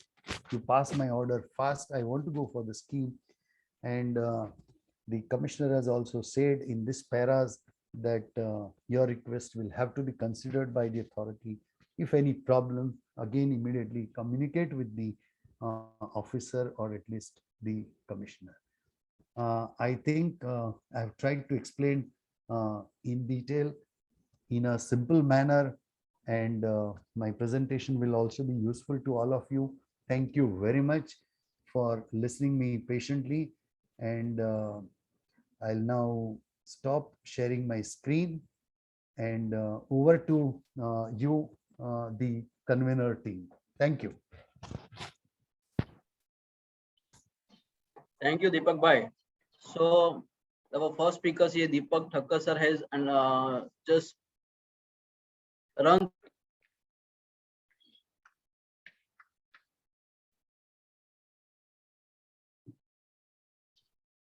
So your voice has gone. Yeah. Is it okay now? Yeah. So thank you very much, C. Deepak Bhai Thakkar. So our first speaker, C. Deepak Bhai Thakkar, has run through all the technical aspects of this amnesty scheme. But let me tell you, Deepak Bhai Thakkar is going to remain with us till the end of this session. So we are not going to offer the vote of thanks currently, but at the end we'll propose our heartily vote of thanks to the Deepak Bhai at the end of this session. So sir, you have to remain with us till the conclusion. Yes. I will. Even I want to listen, my friend Janak. Yeah. So we are eagerly now. We all are eagerly waiting. We are all eagerly waiting. It's a time to 2020, and wherein our second speaker, C. Janak Bhai Wagani, he is now going to take us through all the practical aspects and wherein the taxpayer and the professional chartered accountants and the other consultants can take the maximum advantage of this amnesty scheme. So we are eagerly waiting you, Janak Bhai Wagani sir. So without taking much more of time now, I will invite our past convener and the core group members here, Harsh Bhai. He has put in a lot of effort. Harsh Bhai, thank you very much, Harsh Bhai, for having this today's session. So please, if you can introduce our second speaker here, Janak Bhai Wagani. Over to you, Harsh Bhai. My pleasure. Thank you, Jayesh Bhai, once again. It's pleasure to introduce CA Janak Kanhaiyalal Waghani. He is practicing chartered accountant mainly on sales tax laws, now GST. He is having rich experience of more than 35 years in sales tax laws. He is a partner with Messrs. BJU and Associates LLP.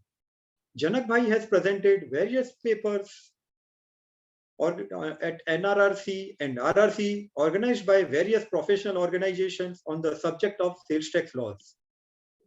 He has written books jointly on sales tax and works contract tax published by various professional associations. He was a member of study group of WRC of ICI for publication of Guide to MVET Audit and issues on MVET Audit published by WIRC.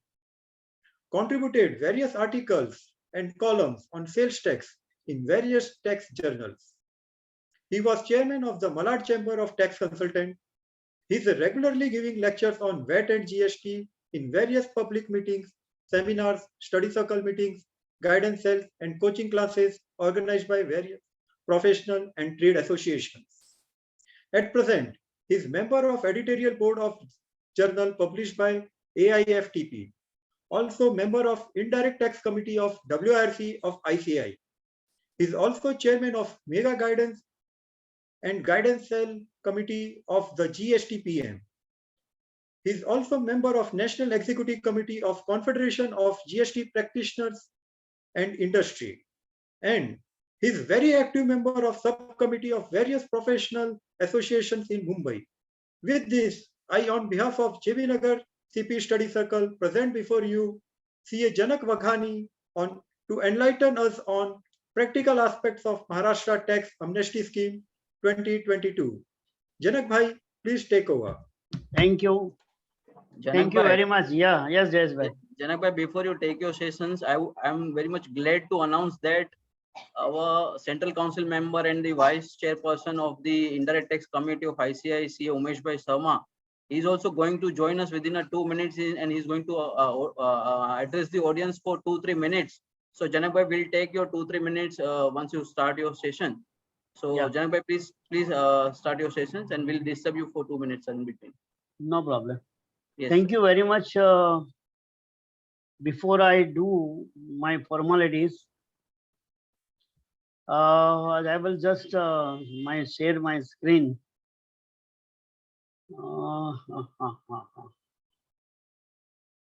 Just a minute. किधर गया? हाँ, इधर है.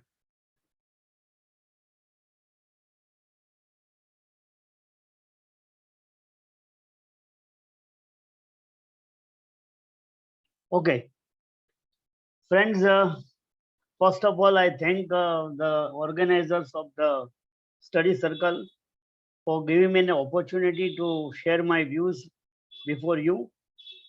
And when Deepak was speaking, I was just chanting that keep something for me, keep something for me, keep something for me.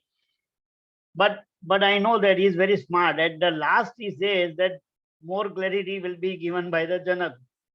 So I just noted down some of the points from this lecture, that and then something from the chat box. Those who joined the late and missed the Deepak lecture, so we'll do that thing. And before I start my presentation, I forgot to say Jai Shri Krishna, Jai Jinendra, Jai Swaminarayan, and Jai ICI. Jai Shri Krishna. You know that Deepak has explained us what are the scheme, which dues are eligible for the amnesty scheme, when to take a benefit, what are the payment required under the scheme, what are the extent of waiver of the benefit, and so on. But the first thing is to identify the areas of the tax or dues payable which qualifies for the settlement scheme. How do you qualify and how do you identify?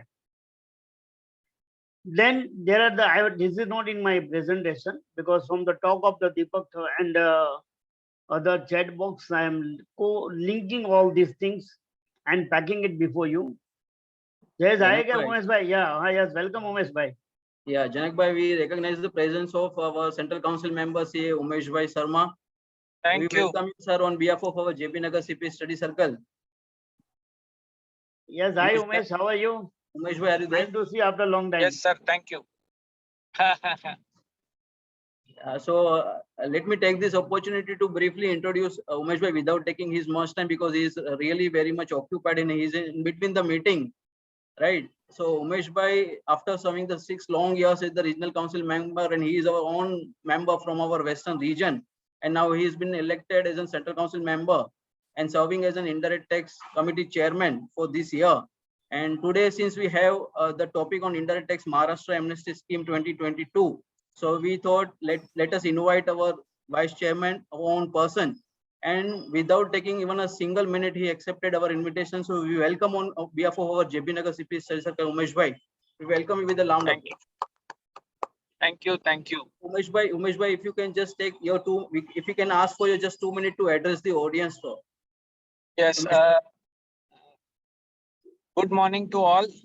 Actually, now it is getting afternoon, but when we have two learned speaker, Janak Wagani sir and Deepak Thakkar sir, it's always a good morning and a good day for everybody who listen to them. Thanks to JB Nagar for giving me chance to speak for 1 or 2 minutes on the related subject.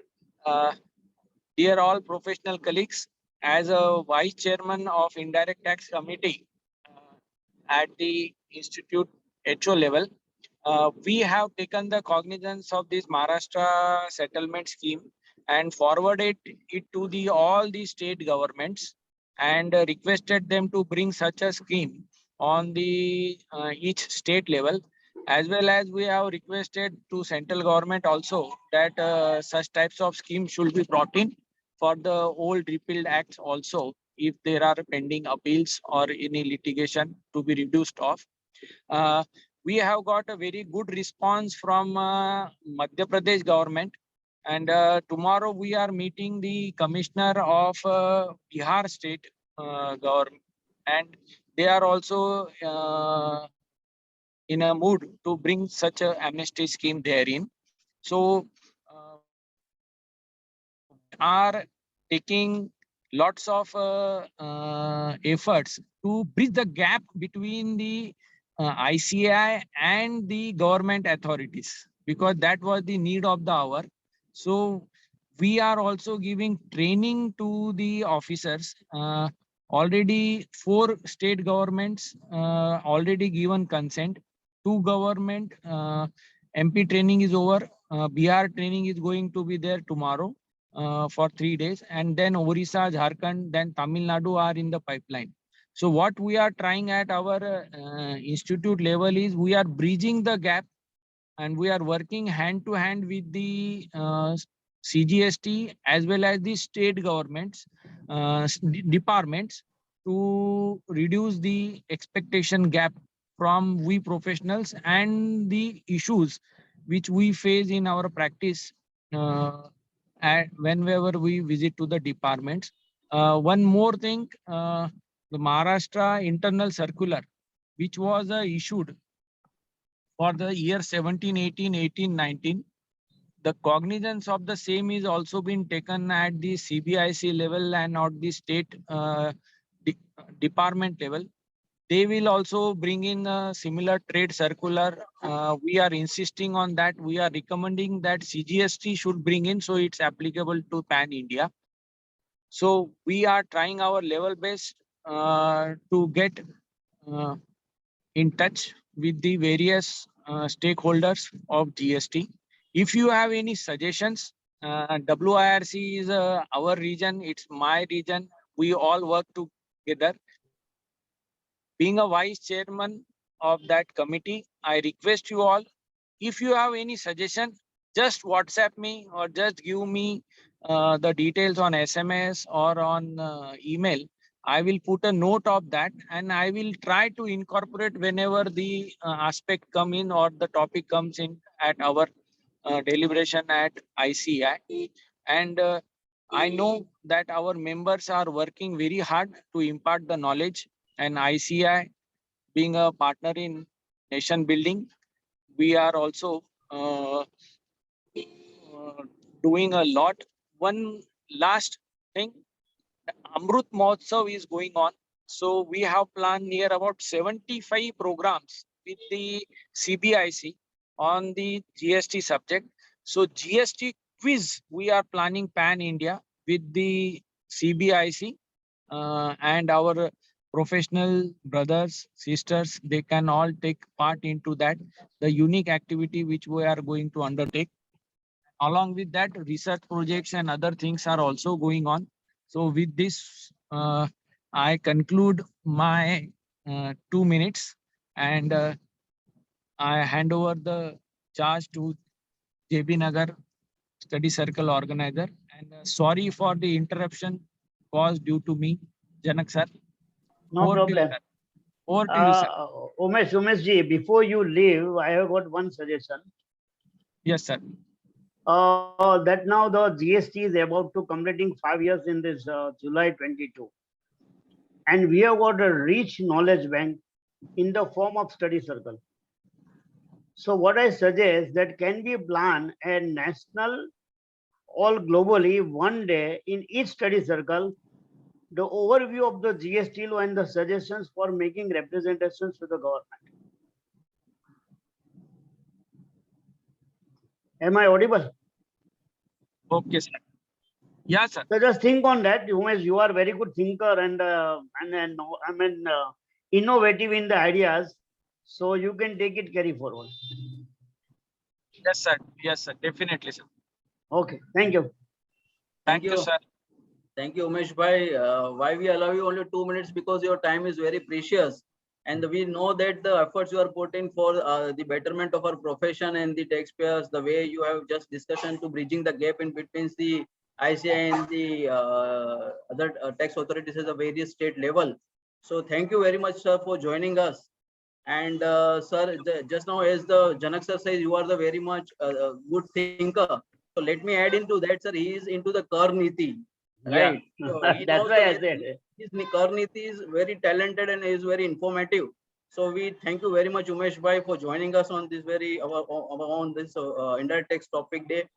Thank you very much for your time. Thank you very much. Thank you. Thank you, sir. Now over to you, Janak bhai. Now, so Janak bhai is going to enlighten us with that practical aspects of this amnesty scheme. Yes, it was good to listen, Umesh, my friend, and he was also a part of our team when we published the guide to embed audit, and it was very much a good experience to work with him. And when he is in the institute and taking charge of the vice chairmanship, then definitely will take his help for the representations to make in before the authority under the GST law. Then coming to our topic, the first thing is how to identify the case is eligible for the settlement scheme. Now the department in going to give you the courtesy letter, it has already started. That what are the dues as per the record, and we have to act upon that. But that would be only in cases where they have passed the order. Maybe in some cases they have got the data for the return defaulter. So we may get some cases the data with respect to the return defaulter. But what about the VAT audit report recommended dues? Nobody has got record. Then our audited balance sheet in case of the limited company, CARO, CARO, that gives you as some indication that is there any liability undisputed pending or a disputed tax, which we are giving a presentation in our CARO report. So now the April month bank audit is over. Now it is the season of the audit for the company law for the 21-22. While doing the audit of 21-22, you can come out, but to find out any dues remain outstanding, which is eligible for the scheme and not intimated to the dealer. That is the exercise. Now you know that from that the quantum of relief and quantum of the payment required is universal for the interest payment and penalty payment, 15%, 5%, and for the old period, that is the other one. So there is no need to divide these dues between two, disputed and undisputed. You don't have to do any exercise for that matter. But for the tax dues, one need to do the exercise whether it is undisputed dues or a disputed dues. Because the quantum of the payment and the quantum of the waiver depends upon these two terminology, disputed and undisputed. Friends, let me make it very clear that when we are using the term, listening the term disputed, that doesn't mean that you have to create first dispute and then you qualify for the dispute. How can you make a dispute? By filing the appeal, by making rectification application.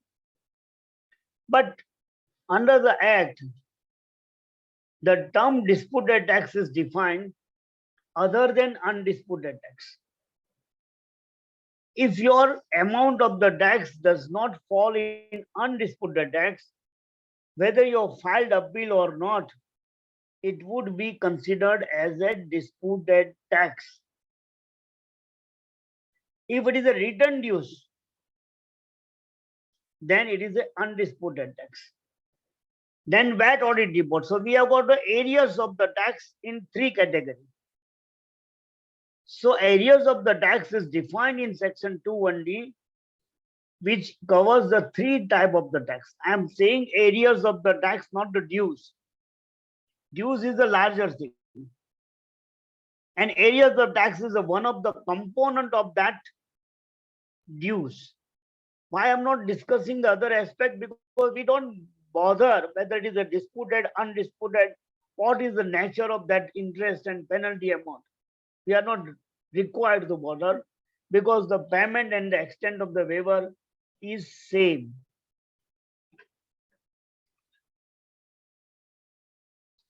So as per the definition, three types of the dues are covered in areas of the tax. Statutory tax dues, that is a tax payable as per the statutory order. Unpaid return tax dues. An amount of the tax recommended by the VAT auditor, whether recommended, either you whether accepted or not. I mean, this is to be corrected in my side. Whether accepted or not. Recommended is our use only. But if it is not recommended, then it does not become payable. So that is not coming under these areas of the tax. Sorry, I'm sorry for the typographical mistake. So that audit report recommendation is an areas of the dues, whether accepted or not. That is the main thing. Now, the situation is that the state government had taken a massive drive for completion of the pending assessment since the enactment of the GST. Last year, I mean, when in the month of the February, I had a discussion with the office of the commissioner when there was a third wave, and I told them that can you consider to drop further assessment? You know that the government had taken a policy to drop the assessment where the dues were up to 10 lakh rupees. Because they wanted to reduce the litigation. Let us go and move forward for the GST and other than stuck up with the old matters. Then at that time, only 26,000 cases were pending in entire Maharashtra. And they gave the target to complete by March 22. And few days before, I had a discussion with the commissioner office. Only 2,600 or something application for rectification is pending before them. And they gave the instructions to complete all the rectification of applications before this month end, April 2022. But problem is about the appeal. We'll discuss that later on.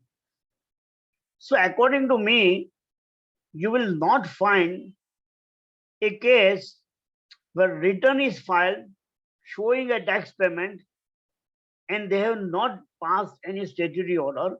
Likewise, a VAT audit report is filed, recommended to pay the tax, whether accepted or not.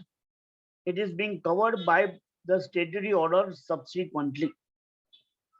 So then we have got the three dues: return dues, VAT audit report, and statutory order.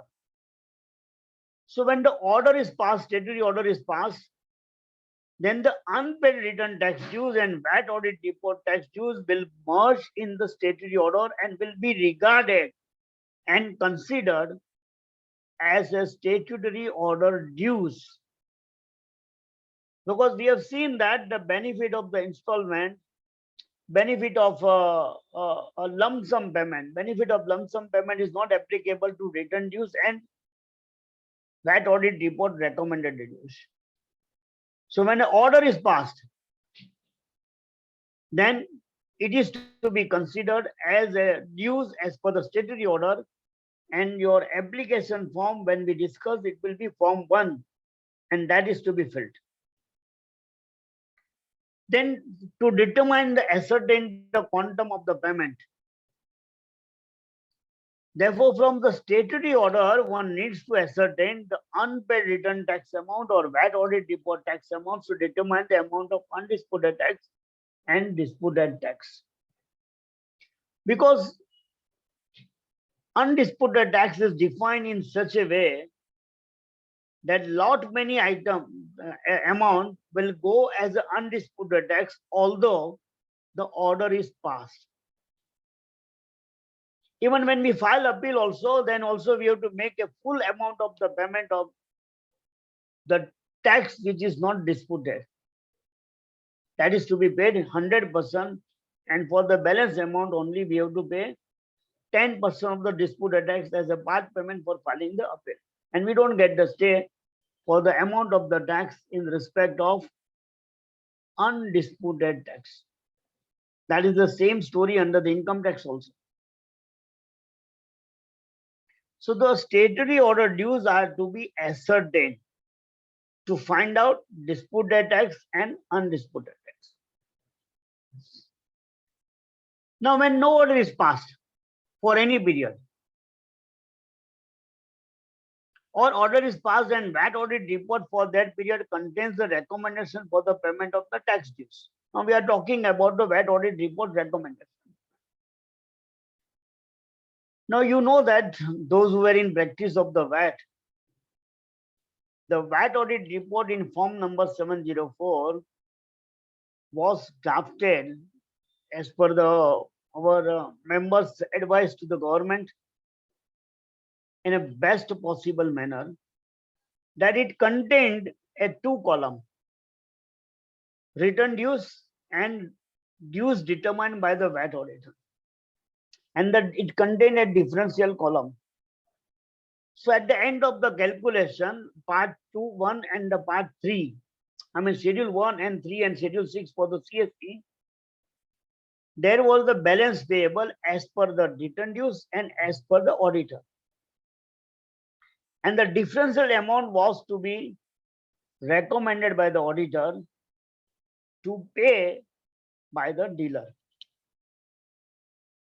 Then there was a provision that the dealer can accept it while submitting the statement online with the audit report. And in the statement of the submission, the dealer was to tick and mention whether accepted or not accepted. When you accept it, you are supposed to file the revised return and pay the tax with interest applicable thereon. So this was the VAT audit report dues, how it comes to the picture. When you don't want to accept, you can say not accepted. You are not required to make the payment for that VAT audit report. But under the company law, the statutory auditor was required to take a call about this recommended use by the VAT auditor, not accepted, whether to take it as a contingent liability or not. We are not going to discuss that thing now. So it might be possible to ascertain the VAT audit report dues not converted into the statutory audit.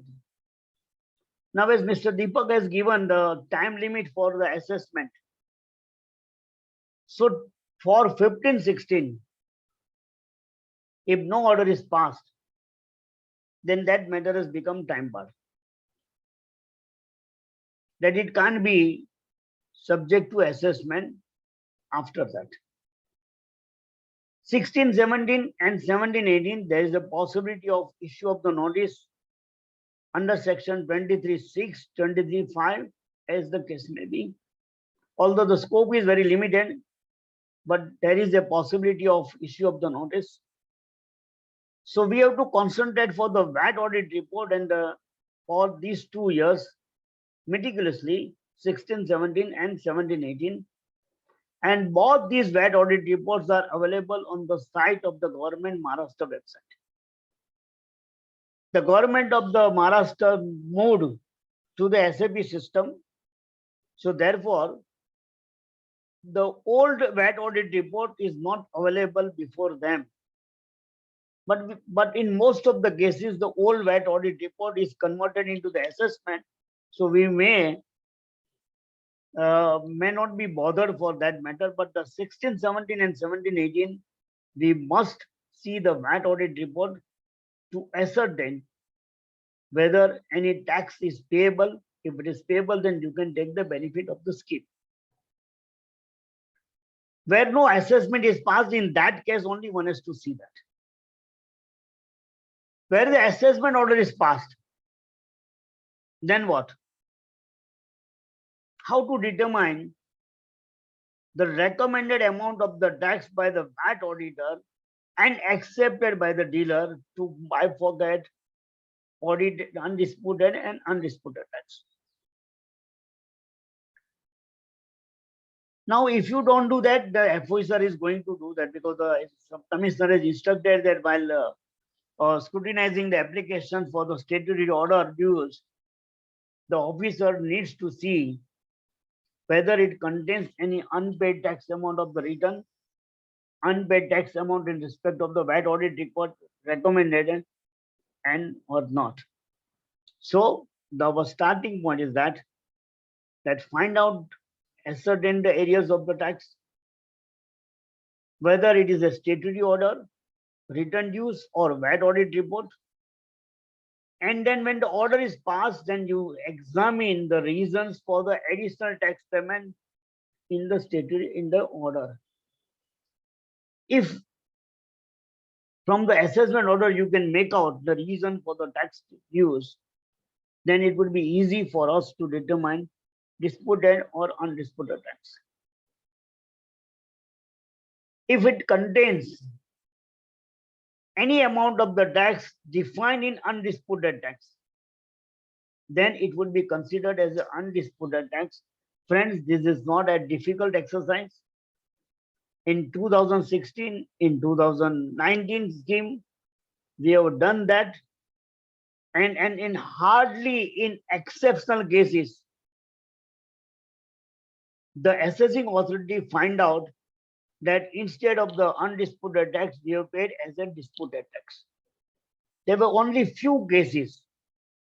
So although it looks a very complicated, but when you look at the assessment order, then you can easily make out whether it is contains undisputed amount of the tax or not.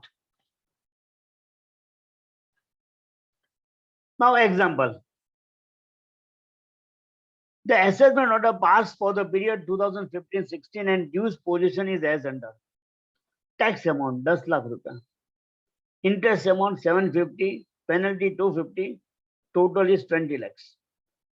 Now for the interest and penalty, we need not to do any bifurcation whether how much it relates to the disputed tax or undisputed tax. Irrespective of the quantum of the interest and penalty relating to the disputed and undisputed tax. The quantum of amount of the payable is 15% for the interest and 5% for the penalty, and balance amount is eligible for the waiver. So we need to know out of the 10 lakh, how much is the disputed tax and how much is the undisputed tax. Now, in this case, if the tax dues as per order includes unpaid return dues of rupees 2 lakhs and balance 8 lakh is for disallowance of the set off.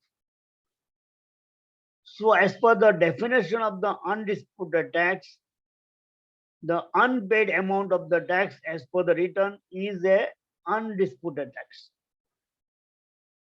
Disallowance of the set off, whether claimed rightly or wrongly, is not covered in the definition of the undisputed tax. So therefore, that would become 8 lakh as a disputed tax.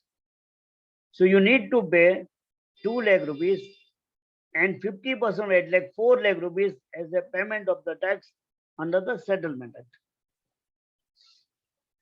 Now take the second example. In the above example, the amount of tax dues as per the assessment order includes the amount of tax recommended by the auditor for dispute in rate of tax on sale of goods on which tax was paid at 5% instead of 12.5%.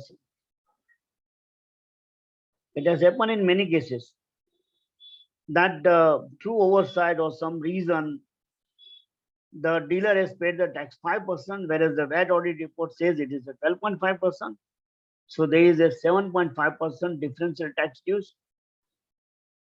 And this differential amount of tax will still be considered as a disputed tax if the recommendation of the VAT auditor is not accepted. It is possible that as per the opinion of the dealer, the rate of tax is properly paid at 5%. पूरी दुनिया 5% भरती है, मैं क्यों भरूं 12.5%? That is the argument of the dealer. Why, Janak bhai, I should put the bell? Why? पूरी दुनिया 5% भर रही है, आप भी एक अकेले बैठे हो हमको बोलने के लिए कि 12.5% भरो. I am not accepting. Okay, it's your choice, it's your option. Then in the assessment, what happened? Tax would be levied at 12.5%. So there is a differential liability of the tax. If you are not accepted my recommendation, so it has become a disputed tax. Had you accepted, then it would have been paid. Then there would not have been cause of action for the assessment order also. Because the selection for the assessment is whether the recommended by the VAT audit report is paid or not. If it is paid, then they will not issue any notice. And they have not issued the notice also. So these are the one classic example of a return dues and VAT audit report dues out of the statutory order. I made it very simple to understand what is the disputed and undisputed tax out of the statutory order. Now the question was that when the order, all these dues are merged in the statutory order, then why I'm required to look at whether it is a disputed and undisputed. Friends, the logic, the law is what, not what it appears to be, but what is provided in the act. In the definition of the undisputed tax, they have not said that in respect of the assessment order passed, it will become a disputed tax. No.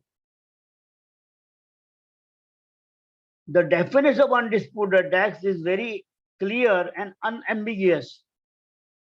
It lists out the items.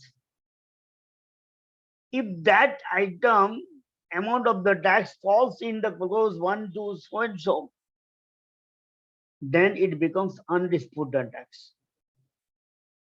And once it becomes undisputed tax, you have to pay it fully 100% and no waiver is available.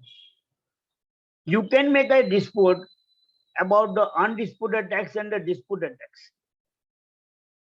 Suppose you say that it was a disputed tax, you filed an application for the settlement. Officer says it is an undisputed tax. So he gave you the defect memo, you are not accepted, he passed the order of the rejection. Or he will give you the proportionate benefit. Against this settlement order, you can file an appeal. Kiske paas? Only one appeal. Deputy Commissioner who is having the jurisdiction over that person.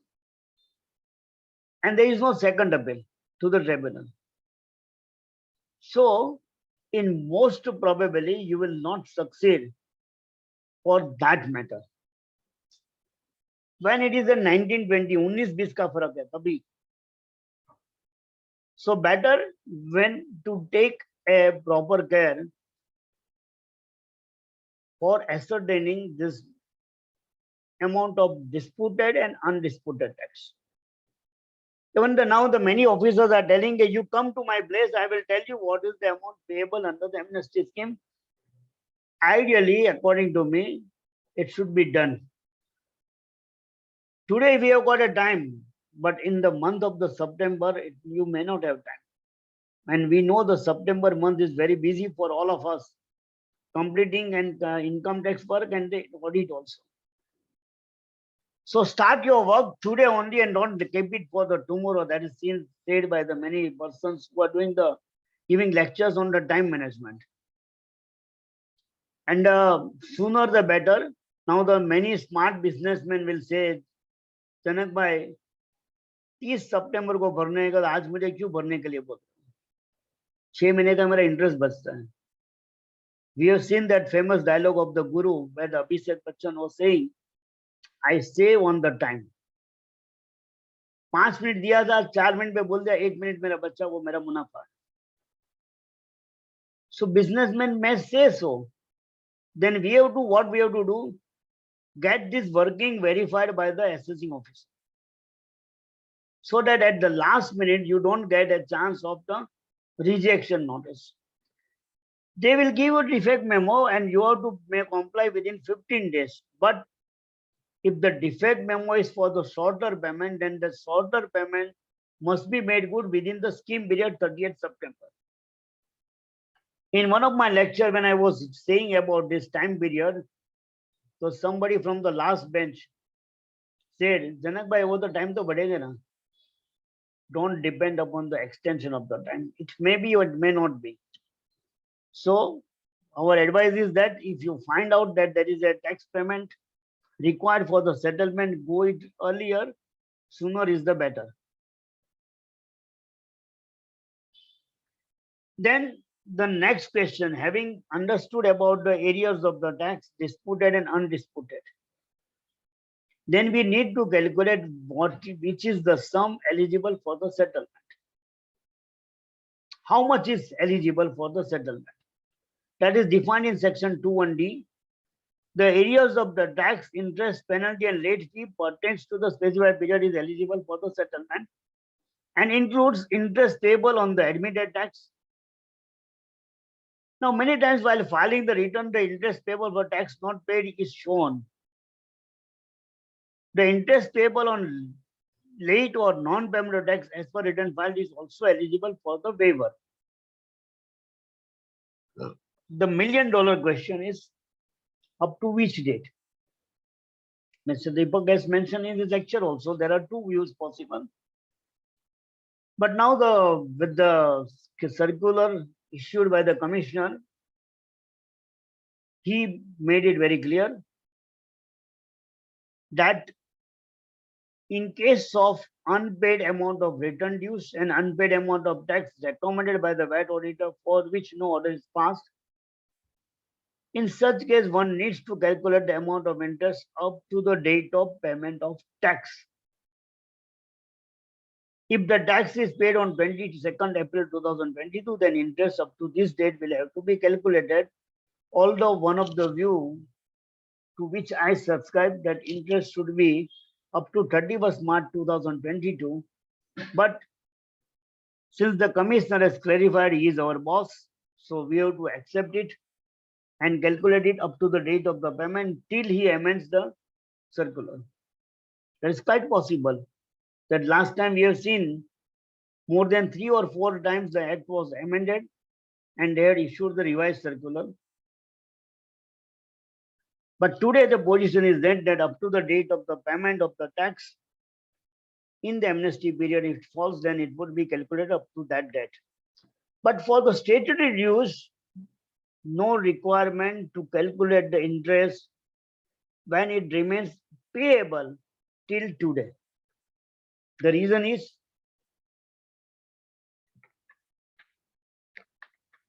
that it becomes post-assessment. See, section 30, which provides the payment of the interest, is to be pre-tax. Rather 4.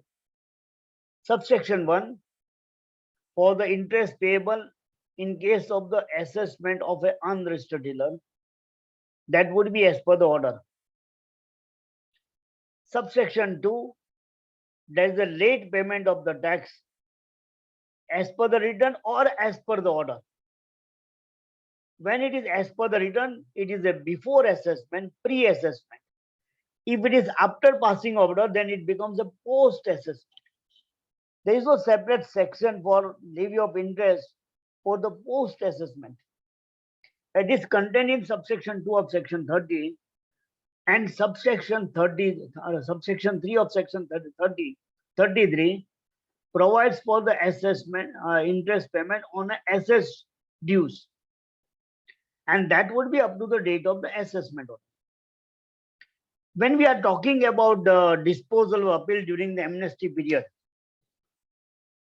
then this one issue is to be discussed and kept in mind, that when we go in assessment and appeal, then the partial amount is accepted by the appellate authority, or he may not accept, he dismiss our appeal. When you pass the order in appeal during the whenever, before or after also, the interest amount under section 33 cannot be modified by him to increase it. He can reduce it, but he cannot increase it up to the date of passing of the appeal order.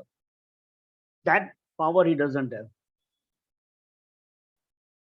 So when an appeal order is passed in the amnesty period, we must tell the appellate authority, draw the attention of section 26, that in such case, he has to calculate the interest up to the date of the assessment order and not up to the date of appeal order. The reason is that any interest payable after passing of the order, may be an assessment order, appeal order, revision order, rectification order, as the case may be, that interest is not required to pay in the settlement scheme and is fully eligible for the waiver. But when no assessment order is passed, then it takes the character and color of pre-assessment interest, and therefore we are required to calculate pre-assessment interest. And if it is remain payable, then we have to pay 15% thereof under the amnesty period. Now take the example that you have filed the return, paid the tax, only interest amount is pending. Then what? Still you can go for the amnesty. That will take a color of a unwritten return dues, rather return dues, and the interest amount thereon should be calculated up to the date of the payment and then accordingly qualifies for the waiver of the scheme. We are going to represent to the commissioner that because of these things, settlement period, let the officer to give us the notice for the payment of the interest so we can go for the settlement scheme. Now there is a one exceptional case is that when you succeeded in tribunal and tribunal had allowed your claim and the State Department has filed a bill, then section 5 of the Act provides for the settlement of the case in such cases. So that is the provision. But why should we debate and discuss on that? That may be the question in your mind. Why we are bothered? When tribunal has given the judgment, why should we worry for that? When the High Court decides after 20 years or 15 years, at that time we will see that. That would be the question by the dealer.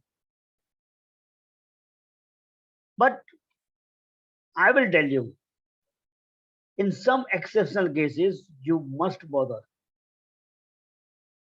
When tribunal has decided the law and there is a retrospective amendment, then what? When tribunal has decided the matter and subsequently High Court in another case has decided against the tribunal and your matter is pending, then what? High Court has decided in your favor, which is followed by the tribunal. But Supreme Court has reversed that judgment. Then what? Then it's the end of the game, end of the day. And whenever the High Court will pass the order, we are sure that we are not going to get any relief from the High Court judgment. Then we may advise the client to make the payment of the tax under the Settlement Act. It is quite possible that tribunal has decided more than one issue.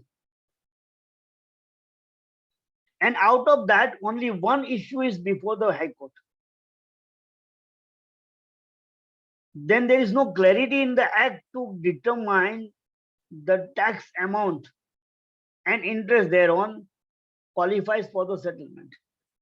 Even in the circular also, they have not said what would be the adjustment required for the refund granted by the tribunal and given by the department also. Hardly it happens, but it is quite possible.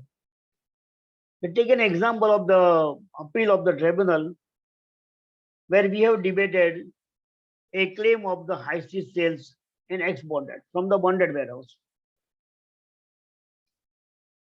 Now, there was a Supreme Court judgment in case of the Ashoka Hotel, and there was a possibility of the claim high street sales from the bonded warehouse. And tribunal allowed that, which is pending before the Bombay High Court. And Bombay High Court has already decided against us that the high street sale is not possible from bonded warehouse. Supreme Court has also decided in some other cases. Now, this tax amount, which is allowed by the tribunal, can be considered for the waiver under the settlement. Still, it is possible to re-argue the case. That may be possible. But if the client wishes to buy the piece and settle the case, then he can decide to do so. Then there was an item, say, disallowance of the set-off also. So tribunal, what he did, that he allowed the claim of the high street sales and allows the claim of the set-off also, that results into the refund. And there was an appeal under the CST Act, there was a dues, so that refund amount of the VAT appeal is adjusted against the CST dues. So there is no amount payable as a result of the tribunal judgment under the VAT law. And now that matter is debated. The matter is pending before the High Court, filing the appeal by the department. Then in that case, how you will determine the disputed amount of the tax?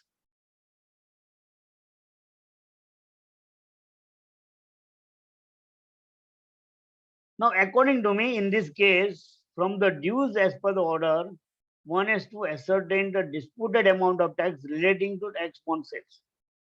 That is clarified by the commissioner. But what about my part payment made in the appeal? Suppose in the above example, tax dues for ex bond sale is ₹5 lakh and part payment made in appeal before the first appeal and second appeal is 2,50,000, which includes for the disallowance of the set-off, which is not agitated by the department. So logically, from the dues of 5 lakh, proportionate amount of the part payment should be adjusted. That is 50,000 being 10% of the 5 lakh rupees, and the balance 4,50,000 should be considered for eligible. and the proportionate interest on the 5 lakh rupees will be eligible for the settlement. This is my understanding of the law. Better it is to be clarified by the department in such case. These are the exceptional matter which I brought to your notice, but I don't know how many people will go and take the benefit of the settlement act in such cases. But these are the issues which requires representation before the government. That in such cases, the adjustment of the part payment, adjustment of the refund as per the tribunal judgment to the CST dues should be clarified so that one can take the proper calculation and take the benefit of the settlement.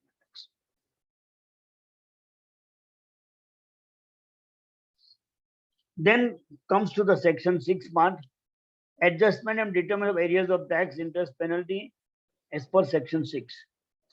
Now friends, look at the scheme.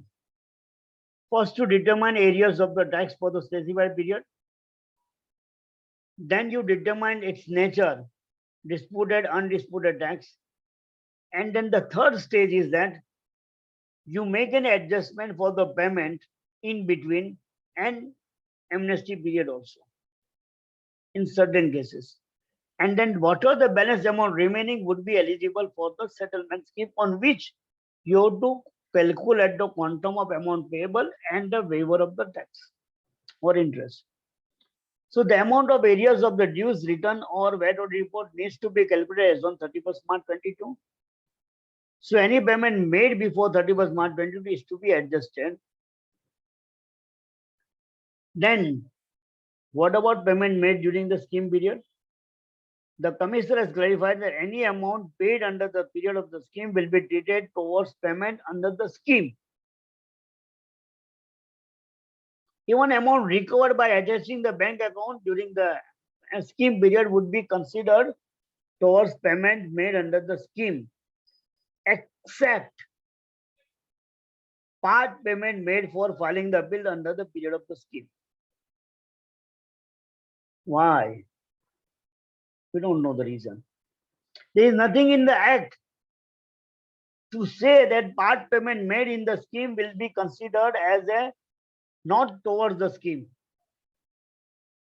And that is a departure for the interpretation made by the commissioner. When we say that when I made a part payment for appeal, it should be considered as a deposit. The Supreme Court has given the judgment in VVF cases that when you make a part payment, it is not a towards the tax, but it is a deposit subject to refund. So the law provides that any payment you have made that would be treated towards the tax payment, and the balance payment, if any, would be considered for the amnesty. Then the payment made under the scheme period should be considered towards the payment required under the settlement scheme. But the commissioner has given a departure to the settled interpretations given in the act, and he says that if you have filed appeal under the scheme period, then that amount would be apportioned as if it is paid before 31st March 22. So towards undisputed tax, then balance towards the disputed tax, then interest, then penalty. For example, in case where assessment order is passed on 31st March 21 for the period 16-17, the following demand is there: 50,000 discounts of set off, interest 25,000, penalty 5,000, total 80,000 is there. Department recovered 10,000 from the bank on 31st December 2021. And dealer made part payment of 5,000. Thereafter, he filed the appeal, so he made a part payment of 5,000 rupees. So the total payment will be adjusted against the tax dues and settled would be available on the following amount: 50,000 disputed tax, paid recovered by the department 10,000, paid in appeal 5,000. So you have made 15,000 payment. From 50,000 deduct 35,000, 15,000. So balance is 35,000. That would be considered for the amnesty. In above case, if the amount of 5,000 paid in the scheme period, say on 2/4/2022, then it can be reduced from the amount of payable under the scheme. He has not filed the bill, but made the 5,000 rupees. So in that case, 35,000 is the tax amount, 25,000 the interest amount, 5,000 the penalty period. So total 65,000 are there pending. An amount of 20% because it is less than 10 lakhs, so is required to make 20% payment. So amount of 20%, 13,000 is payable under the lump sum option. So from 13,000 you deduct 5,000 rupees.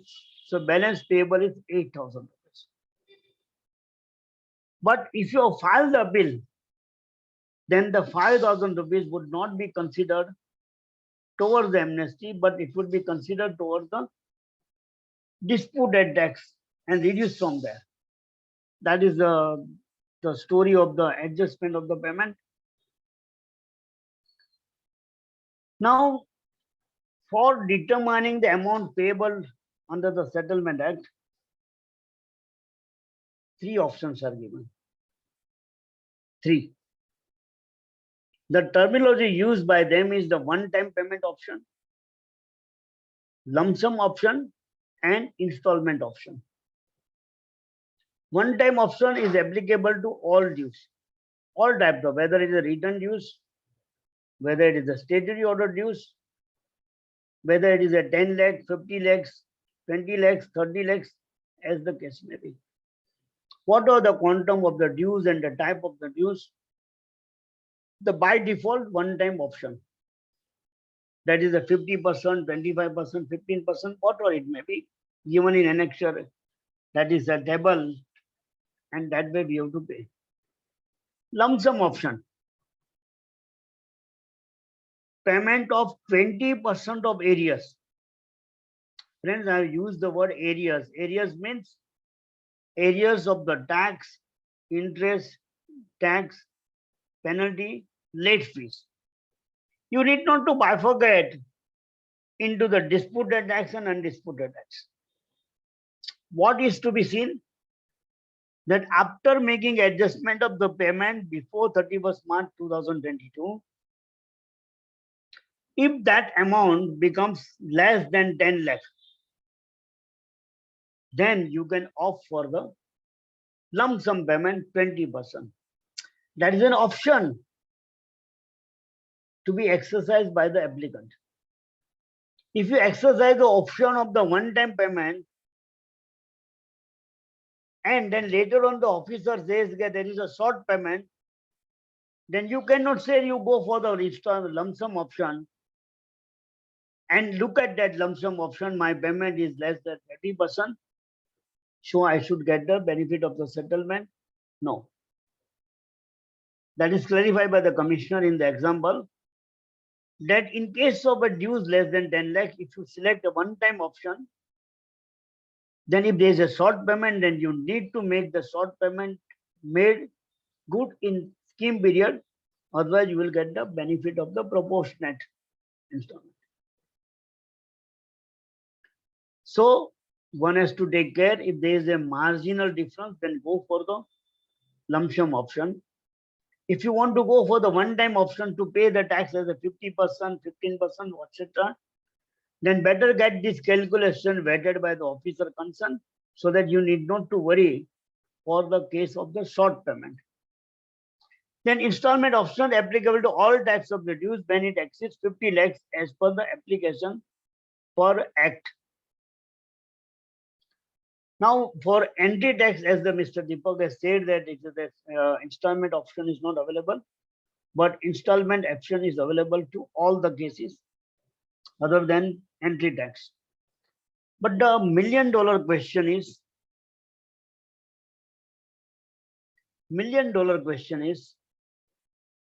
whether this limit of 10,000 is the waiver of 10 lakh for the lump sum option and 50 lakh for the installment option. How to calculate? Is it per order, per financial year, per act, per return, per financial return or combination of your entire dues as on today. The commissioner has clarified it and as a correct interpretation that this limit of 10,000, 10 lakh and 50 lakh is to be calculated per application. If you are made application for the VAT and you are making application for the CST for the same period 15-16, then you don't club it together to see that what is the individual dues as after adjustment of the payment made by you as on 31st March 22, and in case of the return dues, interest amount up to the date of the payment, whether it's 10,000, 10 lakh or 50 lakhs. If it is 10 lakhs less than that, then can go for the lump sum option.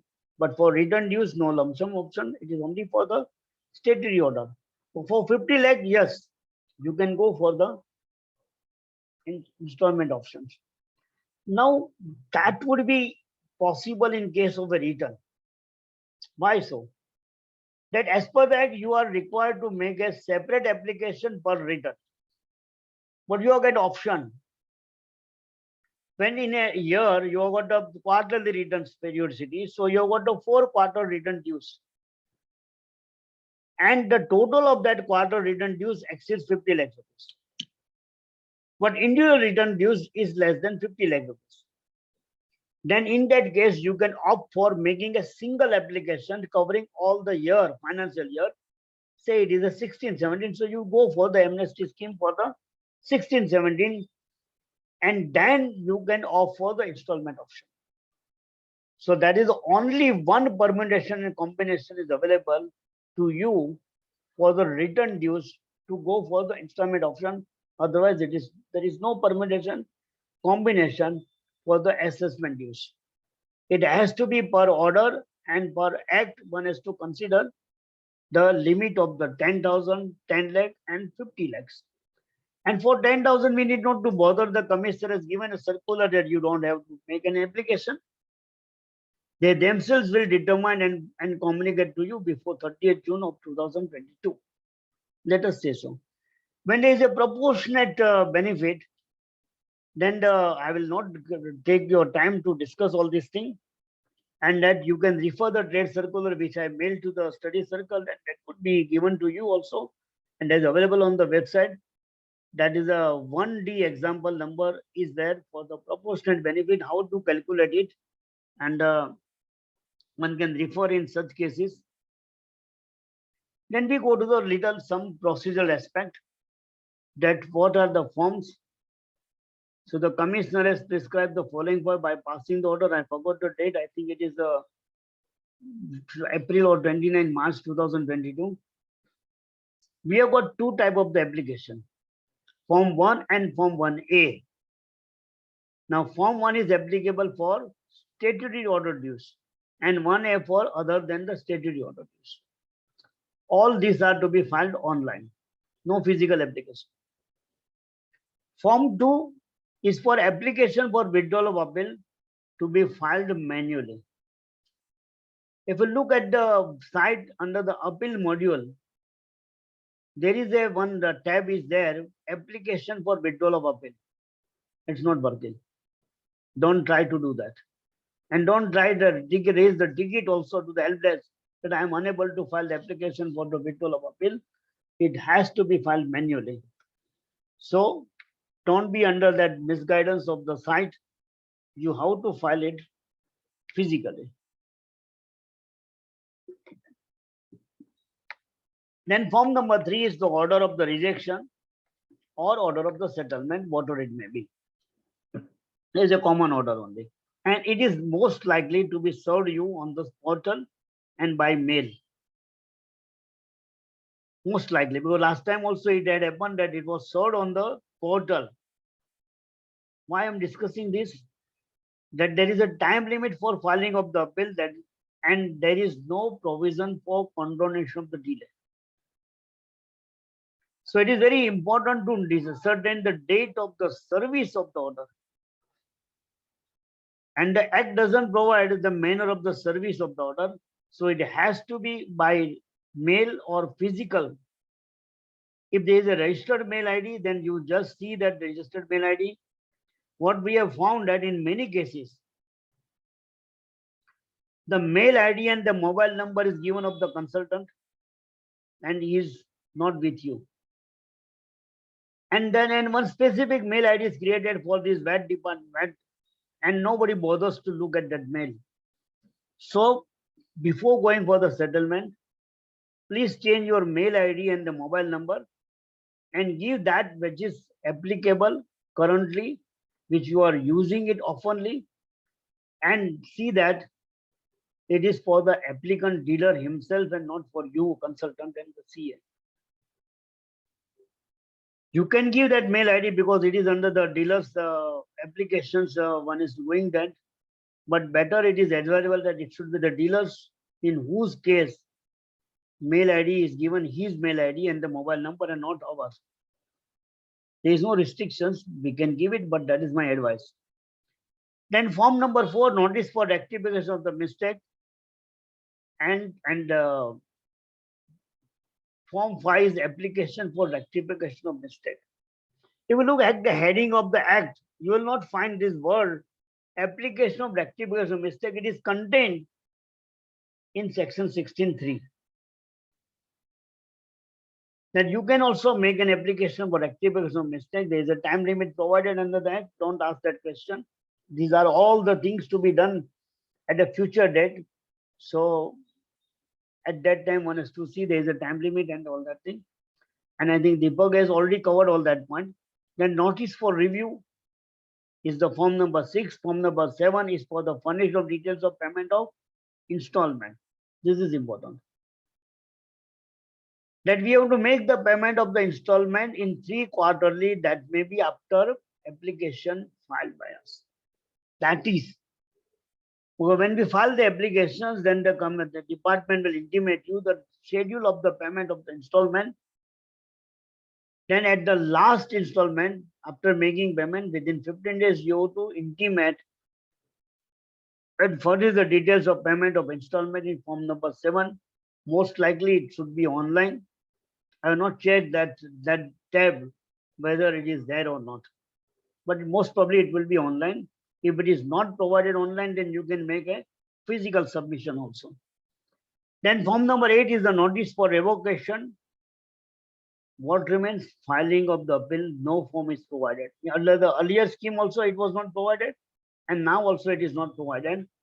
And the scheme website of the 2019 also did not provide a filing of the appeal online.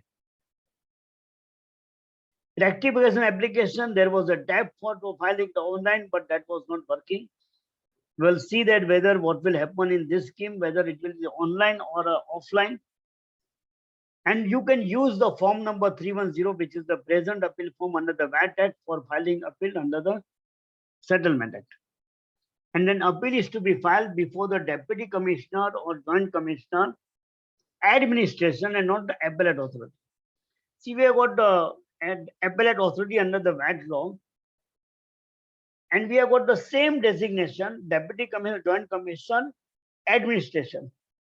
So this appeal is to be filed with the concerned Deputy Commissioner, Joint Commissioner, who is holding the charge, administration, over the officer. So there we have to file the appeal. Now, application to be filed online depending upon the type of the dues for which it is made. For that purpose, one is to log in to the department site www.mahagst.gov.in. The list of the desk officer, because this application will be allocated to the desk officer. Now, for the old matter, you may not be knowing who is my officer.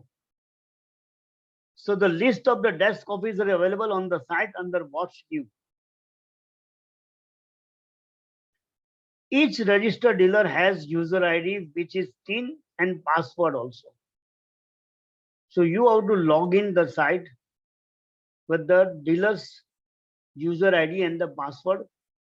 There is a complete procedure for retrieving the password under the forgot password. And the dealer can make an application for the fresh password and the user ID. That also one can be done that. And that user ID and the fresh password will be with the copy of the PAN card, and it is communicated to your registered mail ID. You can change your registered mail ID also by approaching your nodal officer. Now, when application is made by the non-tenant or unregistered dealer, or in case of a legal hire, you can make an application. Under that, the application can be made by the financial institution also. Then, how do they do? So they have made a procedure also for that, that you can take a unique identification number UIN, which will start from the 77, and by this UIN you can log in and make an applications and make the payment. The circular are there, and there are the link that I am giving in this my presentation also for the various matter. So need not to bother right now how to do it. Just to remember that it is possible to do, and that way. The portal provides link for application under the settlement with submission. There is a button is there.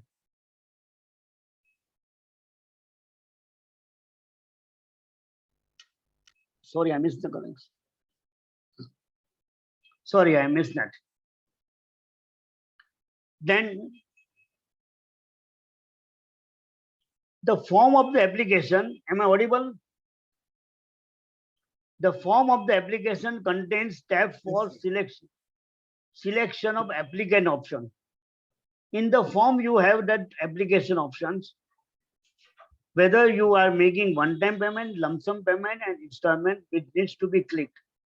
Then you will be allowed to proceed further. The design of the online form is not a one Excel base, and not like our income tax return where all the sheets are open at a time. It is a sheet base. I don't know the technical word, what is the technical word for that, but to make it very simple, once you go to the click the form, there will be one sheet. If you fill that sheet, then you go to, then the next sheet comes up, and then you fill it, then the third sheet, then the fourth sheet, so on. And you have been also allowed to edit it also by clicking the button of the refresh at the each sheet. That refresh, when you click the button of the refresh, then you will be allowed to edit the contents of the form in that sheet. For the next sheet, if you want to edit, then you have to again refresh, click the button refresh at that sheet only, and accordingly you can make the submission of the application. ये सब हमारे काम के कहाँ है, हम कहाँ भरने वाले फॉर्म, वो तो हमारा स्टाफ लोग करने वाले हैं. But when they ask the question at that time, we should be knowing that how to do that. Then, upon making the payment and finally filling the required details of the tax dues as per order, return tax pay details before 31st March and also after under the amnesty scheme, then form will be ready for the uploading. Following documents are to be attached with the form: copy of the order, copy of the return copy if it is for the return dues, or the copy of the VAT audit report when it is for the VAT audit report. When you are going for the statutory order and it contains the return dues and also VAT audit report, then you need not to file these two things. It is only applicable when you are making an application under Form 1A for return dues, then the return copy is to be attached. When you are going for the VAT audit report dues, then this copy of the VAT audit report needs to be attached. When you are making an application against the statutory auditor, then return copy and the VAT audit report need not to be attached. Original order of the withdrawal of the bill and the copy of the assessment order is also to be attached along with the application. And copies of self-certified paid challans for the period before the 31st March and also under the scheme. When I say before the 31st March, that is after passing of the order. Whatever the challans payment you have made, that is you have adjusted and shown in form number 1 and form number 1A as the case may be, those challans are to be attached with the application. One may question that when now it is a online payment system, then why should I attach the copy of the challan? But there may be a possibility that you may be covered under the old act where there was no online payment. So that is why they have asked for this details of the attaching the challan. Payment, how to make the payment? The portals provide the link, separate link for the payment under the scheme. And payment is to be made through that link only. You can make the online payment by using the GRAS, that is the gross revenue that Maharashtra government has made a provision to accept the online payment. The select bank is there. So from that bank only payment is there. Certain banks like the cooperative bank, they are not selected and they are not allowed to take the payment, but they give you the facility to make the online payment. So they ask for the challan. So we give them the challan, but then tell them that when we give the challan, they should go and make the payment from the settlement payment link only and not the other payment link. Why? One may say that how does it make and how they will come to know that the payment is made under the settlement act or not? The challan contains document ID below it. And the last digit refers S1 and S2, which denotes payment made against the statutory order or return dues respectively. S1 means as per the statutory order and S2 means as per the other dues under the settlement act. So this ID, from this ID, the government can know that whether you have made the payment under the settlement act or not. The useful links I have provided in my presentations and it is there on the website also. One can go through that. And thank you very much for the giving me the presentation. And before I conclude, let me take the few instances which were noticed by me during the Deepak's lecture and chat. That when you are going for the unregistered dealer registration, unregistered, whether I should require a registration or not, under the act there is no condition. But the circular says that if you are continue to liable to pay the tax even after 30th June 2017, then you should take a registration. And the famous example is the professional tax. Because there you have a liability, continued liability. So when you are going for the settlement under the professional tax, then you should take a registration for enrollment as well as for your registration matter. Under the VAT law, your liquor and the petroleum dealer are liable to pay the tax. So when you have got a unregistered dealer liability or not taken registration, then in those two cases, you have to apply for the registration and then you can take the benefit of the amnesty. Now in VAT audit report dues recommendation, sometimes the auditor has given a recommendation after adjusting the refund and disallowance or the reduction of the tax liability. Say that there are the three issues in the VAT audit report: that you have paid the tax at a lesser rate, you have not claimed the set off, and there is a pending form liability. Out of that, you have accepted the set off that I will do, but you have not filed the return. Final liability of the VAT audit report, he recommended that out of the 10 lakh rupees tax liability, you are entitled for the adjustment of the set off of 2 lakhs. So 8 lakh rupees is the liability. Then if I wanted to go for the settlement of the VAT audit report, should it be 8 lakh or 10 lakh? This I got from the Deepak's lecture. I mean, there is no clarity here. Now, strictly speaking, it should be 8 lakh because that is the amount of the tax recommended by the VAT auditor that falls and qualifies to be areas of the tax, and you should go for the 8 lakh rupees. These are the exceptional cases, but may happen in your case. So you have to apply that mind, and the department needs to clarify that. Now, in the chat box, there are a lot of queries when, and Deepak also will agree that in number of the lectures, people wants to reconfirm because we cannot digest that. Do I have to file a bill in order to qualify to be a disputed tax? The answer is no. I mean, we cannot digest it because disputed means we must create dispute. No. Without creating the dispute, you can still be qualified to be a disputed tax when it is not covered by undisputed tax. When I made the payment under the bill, can I adjust over the amnesty period? Answer is no. Whether you file before or after, the payment made under the bill cannot be adjusted towards amount payable under the Settlement Act. That would be reduced from your original amount and the balance amount would be qualified for the settlement. Now, there is a one provision under the Settlement Act that when your VAT assessment is done, the set-off is disallowed and you had adjusted your VAT refund as per the return to the CST dues. Then the Act provides that if you are opting for the settlement of the CST Act and you make the payment of the tax as a disputed tax, then appeal filed by you under the VAT Act is to be disallowed. But when in VAT appeal, there are more than one issue. Then what? I have got appeal. I have filed disallowance of the refund, but there were other also cases that he enhanced my order, ex parte order, he enhanced my assessment. There were a lot of issues possible. Then you have got an option that is stated by the circular that you treat the amount of the CST payable as an undisputed tax. Make 100% payment of the tax. Then you are allowed to continue to file appeal under the VAT law. There's a very good beneficial interpretation. In the Act, you don't find that case.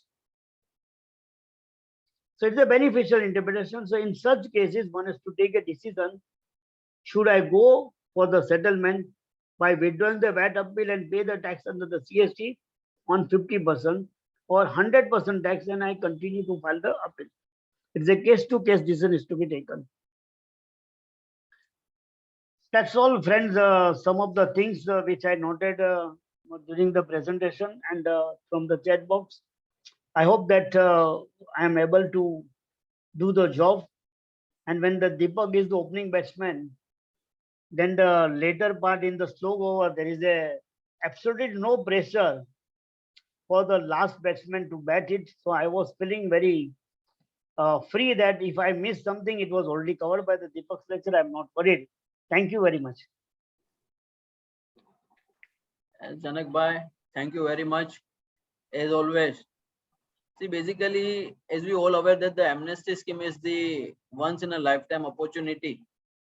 And the way the Janak Bhai has enlightened us on the practical aspects and he has touched upon the nitty-gritty of each and every issues. We know that the most of the queries what the member has raised, it has been already covered in their discussion by the first speaker, C. Deepak Bhai Thakkar, and the second speaker, C. Janak Bhai Wagani, on technical and practical aspects. But then too, if any of the queries, if it is left, so I would request our coordinator, C. Leena Talati, if she can share her screen, and if the speaker, if they can just take up the important queries, if it is. Leena, can you share your screen? Yes. I think most of the queries are covered. There are 2-3 queries are profession tax. If they can rush to our works contract. Yeah, please. Yeah. Yes, sorry, I missed. Acha, okay, you are raising that. Leena, can you maximize Yes. your screen? Leena, Yeah, can you zoom your screen? I mean, Deepak, we find a lot of common friends on the virtual platform. I mean, it would have been good that we have seen them physically. Yeah. Want me to increase the font or how it is? No, just maximize it downside right side below your screen. You can just click on the plus sign and it will Okay, got it. This is fine now? Yes, Yeah, yes, it's yes. okay. Yeah. Okay. So I think Deepak, you answer the question. If anything, then I will say. Yeah. I think the third one, works contractor who is charging tax under Yes. composition. Department has levied MVAT on service tax and charged separately in bill. Has prepared appeal in view of judgment of tribunal in case of technocrat. Whether it is advisable to withdraw appeal and go for amnesty or to continue with appeal and do not apply. Now, see, my suggestion is that the best opportunity under the amnesty scheme is regarding interest and penalty. Only you are paying, say, 15% and 5% of the penalty, 15% of the interest and all that. So if you feel risky, you should go for the amnesty and get rid of. But I feel the provision was also clear that in case of amnesty, if you have to look into the facts of the case, the contract, whether was saying that the tax is extra or the contract consideration includes the taxes and so on. So based on your facts of the case, you can decide whether to withdraw or not. So take the answer accordingly and take a call. Then, So Deepak, let me see in this case. yeah. See that there are the many cases where they have passed the order under section 23(8). Hmm. That means that that the commissioner, assessing officer, has got power to ignore the decision of the tribunal and as Yeah. if that there is no decision and then make an assessment. Right. Now, strictly speaking, under the section 23(8), there was no need for filing an appeal under these circumstances. And the law provides that whatever the payment made after passing of after that recovery is to be kept in abeyance. Now, according to the one view could be that it does not form part of areas of the tax. It does not form part of the areas of the tax. And okay, it is forming part of the tax. I make the payment and withdraw the appeal. I don't go for the appeal, but withdraw the appeal also. Then the law says that the amount of the refund will not be given. But that would be when the department has filed the appeal against my case.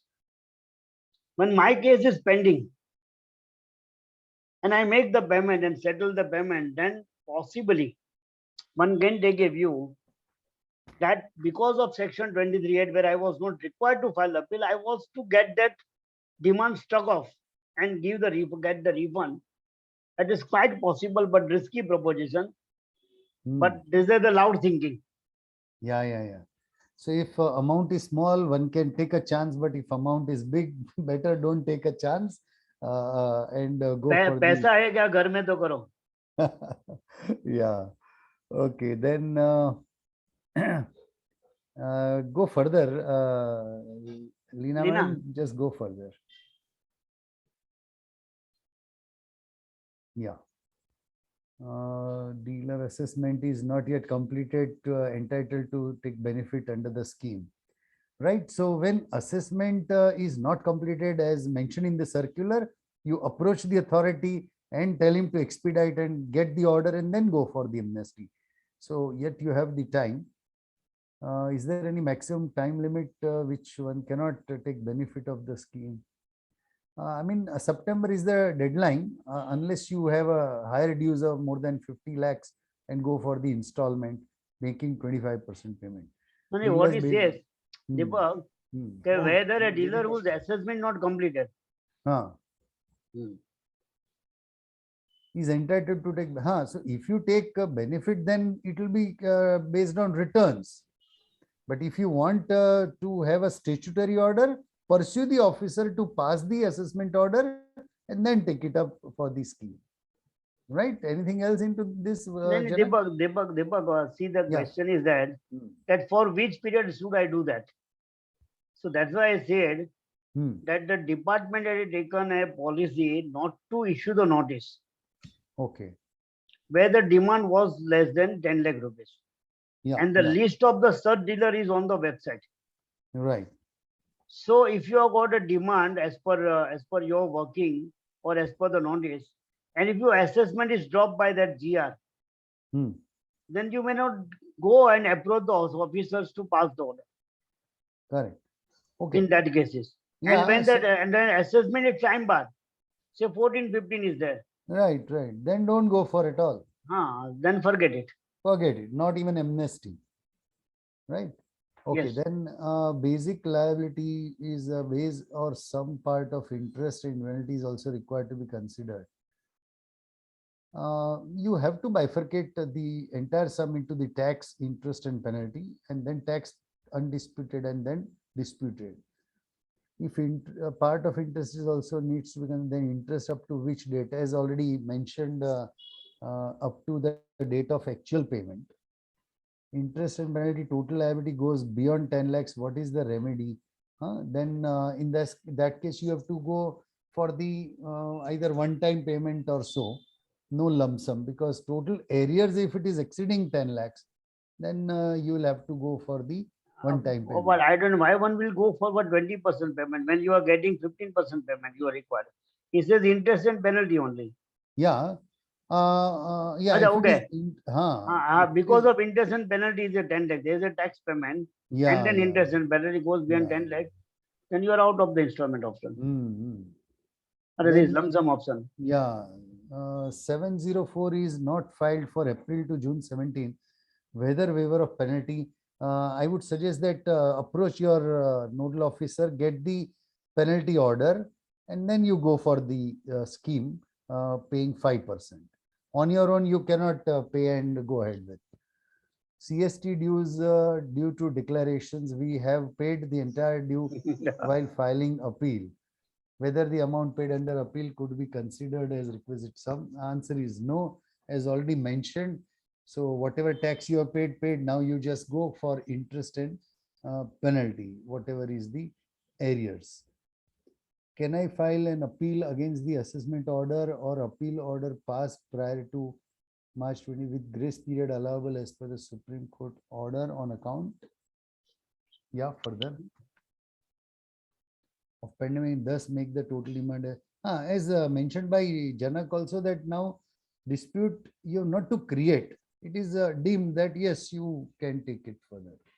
So only you have to bifurcate the amount into undisputed and disputed tax. So there is no need of filing appeal to claim the benefit of amnesty.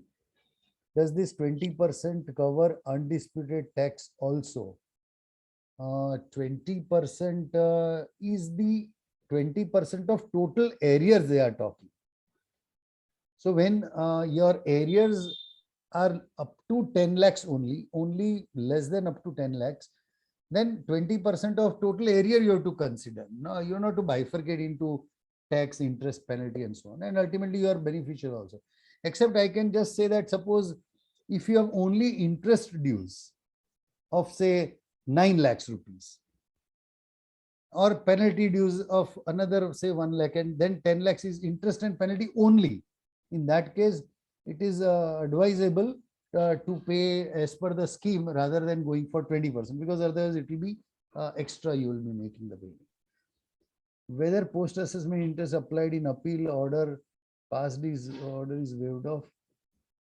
Post assessment interest applied in appeal order. No, appeal once in appeal he has taken some interest extra which actually is not supposed to.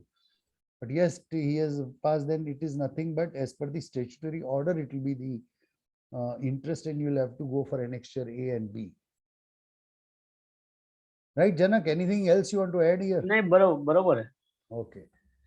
How about two ground? One, I'm sure where will be in my favor, and second week I should opt for the no partial withdrawal is not permitted. But you can go and apply for the decision of the appeal. Yeah. So pursue for getting the appeal order, and then whatever is now against you, go for the amnesty. In earlier, I mean, partial benefit was continued. Now, can I take? Yeah. So once you have taken benefit under the earlier scheme, you can further go for this scheme also. There is no bar for this. Demand only for 8-9 was paid, but such was not updated on portal. Now interest on it is appearing on portal at 12,000. What is which is updated, circulated, will be considered as post assessment interest. Now you can work out also. Yeah, the post assessment, if it is there, then Definitely, if nothing is pending, then just write a letter or maybe apply for, say, make 1 rupee payment and then balance this post assessment. So by that also you can try under the scheme. CST and MVET application can make different for same year. Of course, it is based on Act, so it is to be treated separately, separate application. PT demand is up to March 22, whether we can still apply under the amnesty. PT for employees or self, the question is silent. So if up to the due date was June 17. No, I don't think you can go for. Any dues up to June 17 only you can go for, not up to beyond that period of June 17. If order is passed in the month of July 22, can we go for amnesty? Answer is yes. But the period should be prior to June 17. Sir, how can we identify the lapses? I have PT number, I have no orders. What would you like to regularize? For the salary and wages PT, even if no orders, you know that if there are any arrears or so, then you pay if there is arrears as per the return. Otherwise, if there is no other outstanding, no question of going for the amnesty in such case. If I pay 50,000 excess in 15-16 under amnesty, can I adjust this excess amount for 16-17 under amnesty?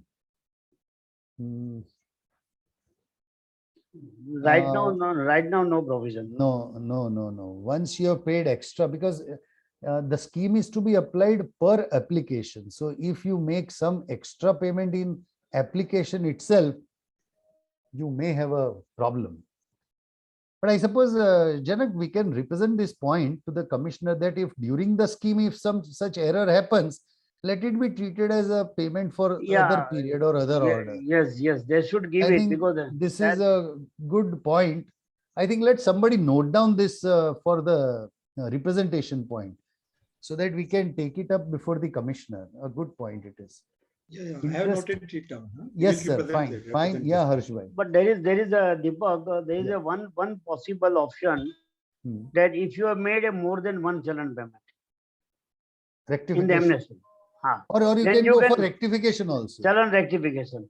No, not challan rectification. I am talking of rectification of mistake. No, not mistake, Deepak.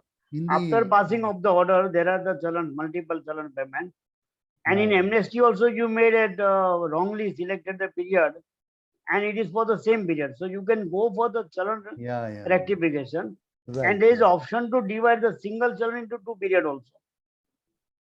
So before making the application in such case, one should go for the challan correction. single amount also you can Can be divide into- bifurcated the two, yeah. Earlier it was there earlier, but we don't know whether No, it but is there. I am not aware of the portal. But of course, this facility is there by a circular, so one can try for Only that. for the single challan, we have got little doubt because whether portal works out or not. But But if multiple different challan, challan yes. is there, you can definitely apply that. But it is better if a commissioner also clarifies, then it will be good. Interest calculation, whether up to that already said up to the date of payment. Assessee holding enrollment certificate since 7 and not paid profession tax after 10 at 2,500 per annum. Kindly guide for procedure and how to make waiver. Now, if you are already having the registration number, then you'll have to comply with all the periods. You cannot just go for only after 10. No, and but all you will that. be eligible only for the up to 2016-17, and Yeah. 17-18 you will not be eligible for the amnesty. Right, because it is up to June 17 only. Yeah. Is amount paid as part payment in appeal to be reduced for calculation of eligible for settlement? I think Janak has said much and taken different various aspects. So I think you must have got the answer into that. I think, is it okay? That's all. So, yeah, I think Lina. Leena madam, only 2-3 more queries has been received. Yes, huh? Have this, been received. only this. Tina, are there any other queries in the chat box recently come, if you have received? 1 minute, huh? Let me see. I don't think. After Nikhil Maniyar. I think all are covered. All are Okay. covered, most of them. are Okay. covered. Yes, as Janak said, really we are thankful to all our friends at JB Nagar as participants, and this study also gave us in-depth thought process in our mind, which we have shared with all of you. Thank you, JB Nagar Study Circle conveners. Thank you, Janak, for Yes, yes, same is with as you. a colleague speaker. This is a good way to deliver a talk on a subject. Thank Yes, you. thank you. We enjoyed it a lot. Harsh and Jess, really we enjoyed it a lot. But there is Thank you. one last question. I mean, let me take that. It's very important. That in 1 year I have got a tax liability less than 10 lakhs. In another year I have got a areas more than 10 lakhs. So you can select the option of a lump sum for 1 year, wherever it is applicable, wherever it is not applicable, Yeah. you can go for the one-time payment. Yes. So again, we repeat it at the cost of the repetition. Yeah. No To- adjustment of the to give payment in back- appeal. No adjustment of payment of the appeal towards the payment made under the amnesty scheme. No appeal is required to be filed to in order to constitute disputed tax. And the limit is to be calculated per application. Right. And you have to make a separate application for per order and per act. Okay, thank you very much. Fine. Thank you. Thank you. Thank you, Deepak Bhai. Thank you, Janak Bhai. Today, we had a very remarkable session on webinar on this amnesty scheme only because of the coordination of our past convener and the core group member, Shri Harshbhai Bajaj, with the Janak sir and the Deepak sir. They were just discussing this amnesty schemes last 10 days, and they have covered up till the latest circular issued by the government, and there are no stone remained untouched. So the way the efforts have been put in by the coordinators and the speakers, and the way the members have supported us in joining today morning, early morning on that too on Sunday. So we had a great session today, sir, and definitely we'll be meeting physically if required, once after the few months if required, so that this the members can have a much more clarity rather on the practical aspects and the new. Jayesh bhai, one point I'll just recollect. Harsh bhai also is aware that we are coming out with a publication under WRC banner on amnesty, which is in pipeline. Me and Janak, along with Kiran and Rajat Talati, we are co-authoring this book, and it is at final stages. Maybe by next week, the print will be available. So one can await for the publication, giving examples and all that. Yeah, thank you. Definitely, Deepak Bhai, and it is going to be help all the members for the ready reference. So now it's a time to conclude. So we request our core group member, CA Rahul Bhai Daga, to propose a hearty vote of thanks on behalf of our JB Nagar CP. Yes, Rahul Bhai, over to you. It's a pleasure to extend a vote of thanks to our today's speaker, to our today's learned speakers, CA Deepakji Thakkar and CA Janakji Waghani. They have thrown light on the various practical aspects of the new settlement scheme and the amnesty scheme and how to go about this. It was a pleasant lecture and a great lecture, sir. There were close to 250 participants who have enjoyed and have taken input from you and learned from you. I formally give you a vote of thanks. I request everyone for a round of applause, please. Thank you. I would also like to formally thank our CCM CA Umesh Sharma to give time in his busy schedule and speak few words to our study circle. I would also like to thank CA Harsh Bajaj and CA Leena Talati, our coordinators for today. Thank you, everyone. Thank you, members, for attending today. Thank you, everyone. So now we are concluding these sessions for the day. Yes, okay. Thank All you. the best. Yeah. Janak Bhai, thank you very much. Janak, Yes. Deepak Bhai, thank you very much. Good. Thank you, Thank you, Janak Deepak bhai. Yes, Deepak bye, bhai. Harsh. Thank you, so Jay much. sir. Bye-bye. Harshji. Yes, Rahul bhai. So, yeah, bye-bye. So great. So we are leaving. great Yeah. learning. Okay. Yeah. Thank you. Thank you all. Thank you. Thanks to all. Thank you. Thank you.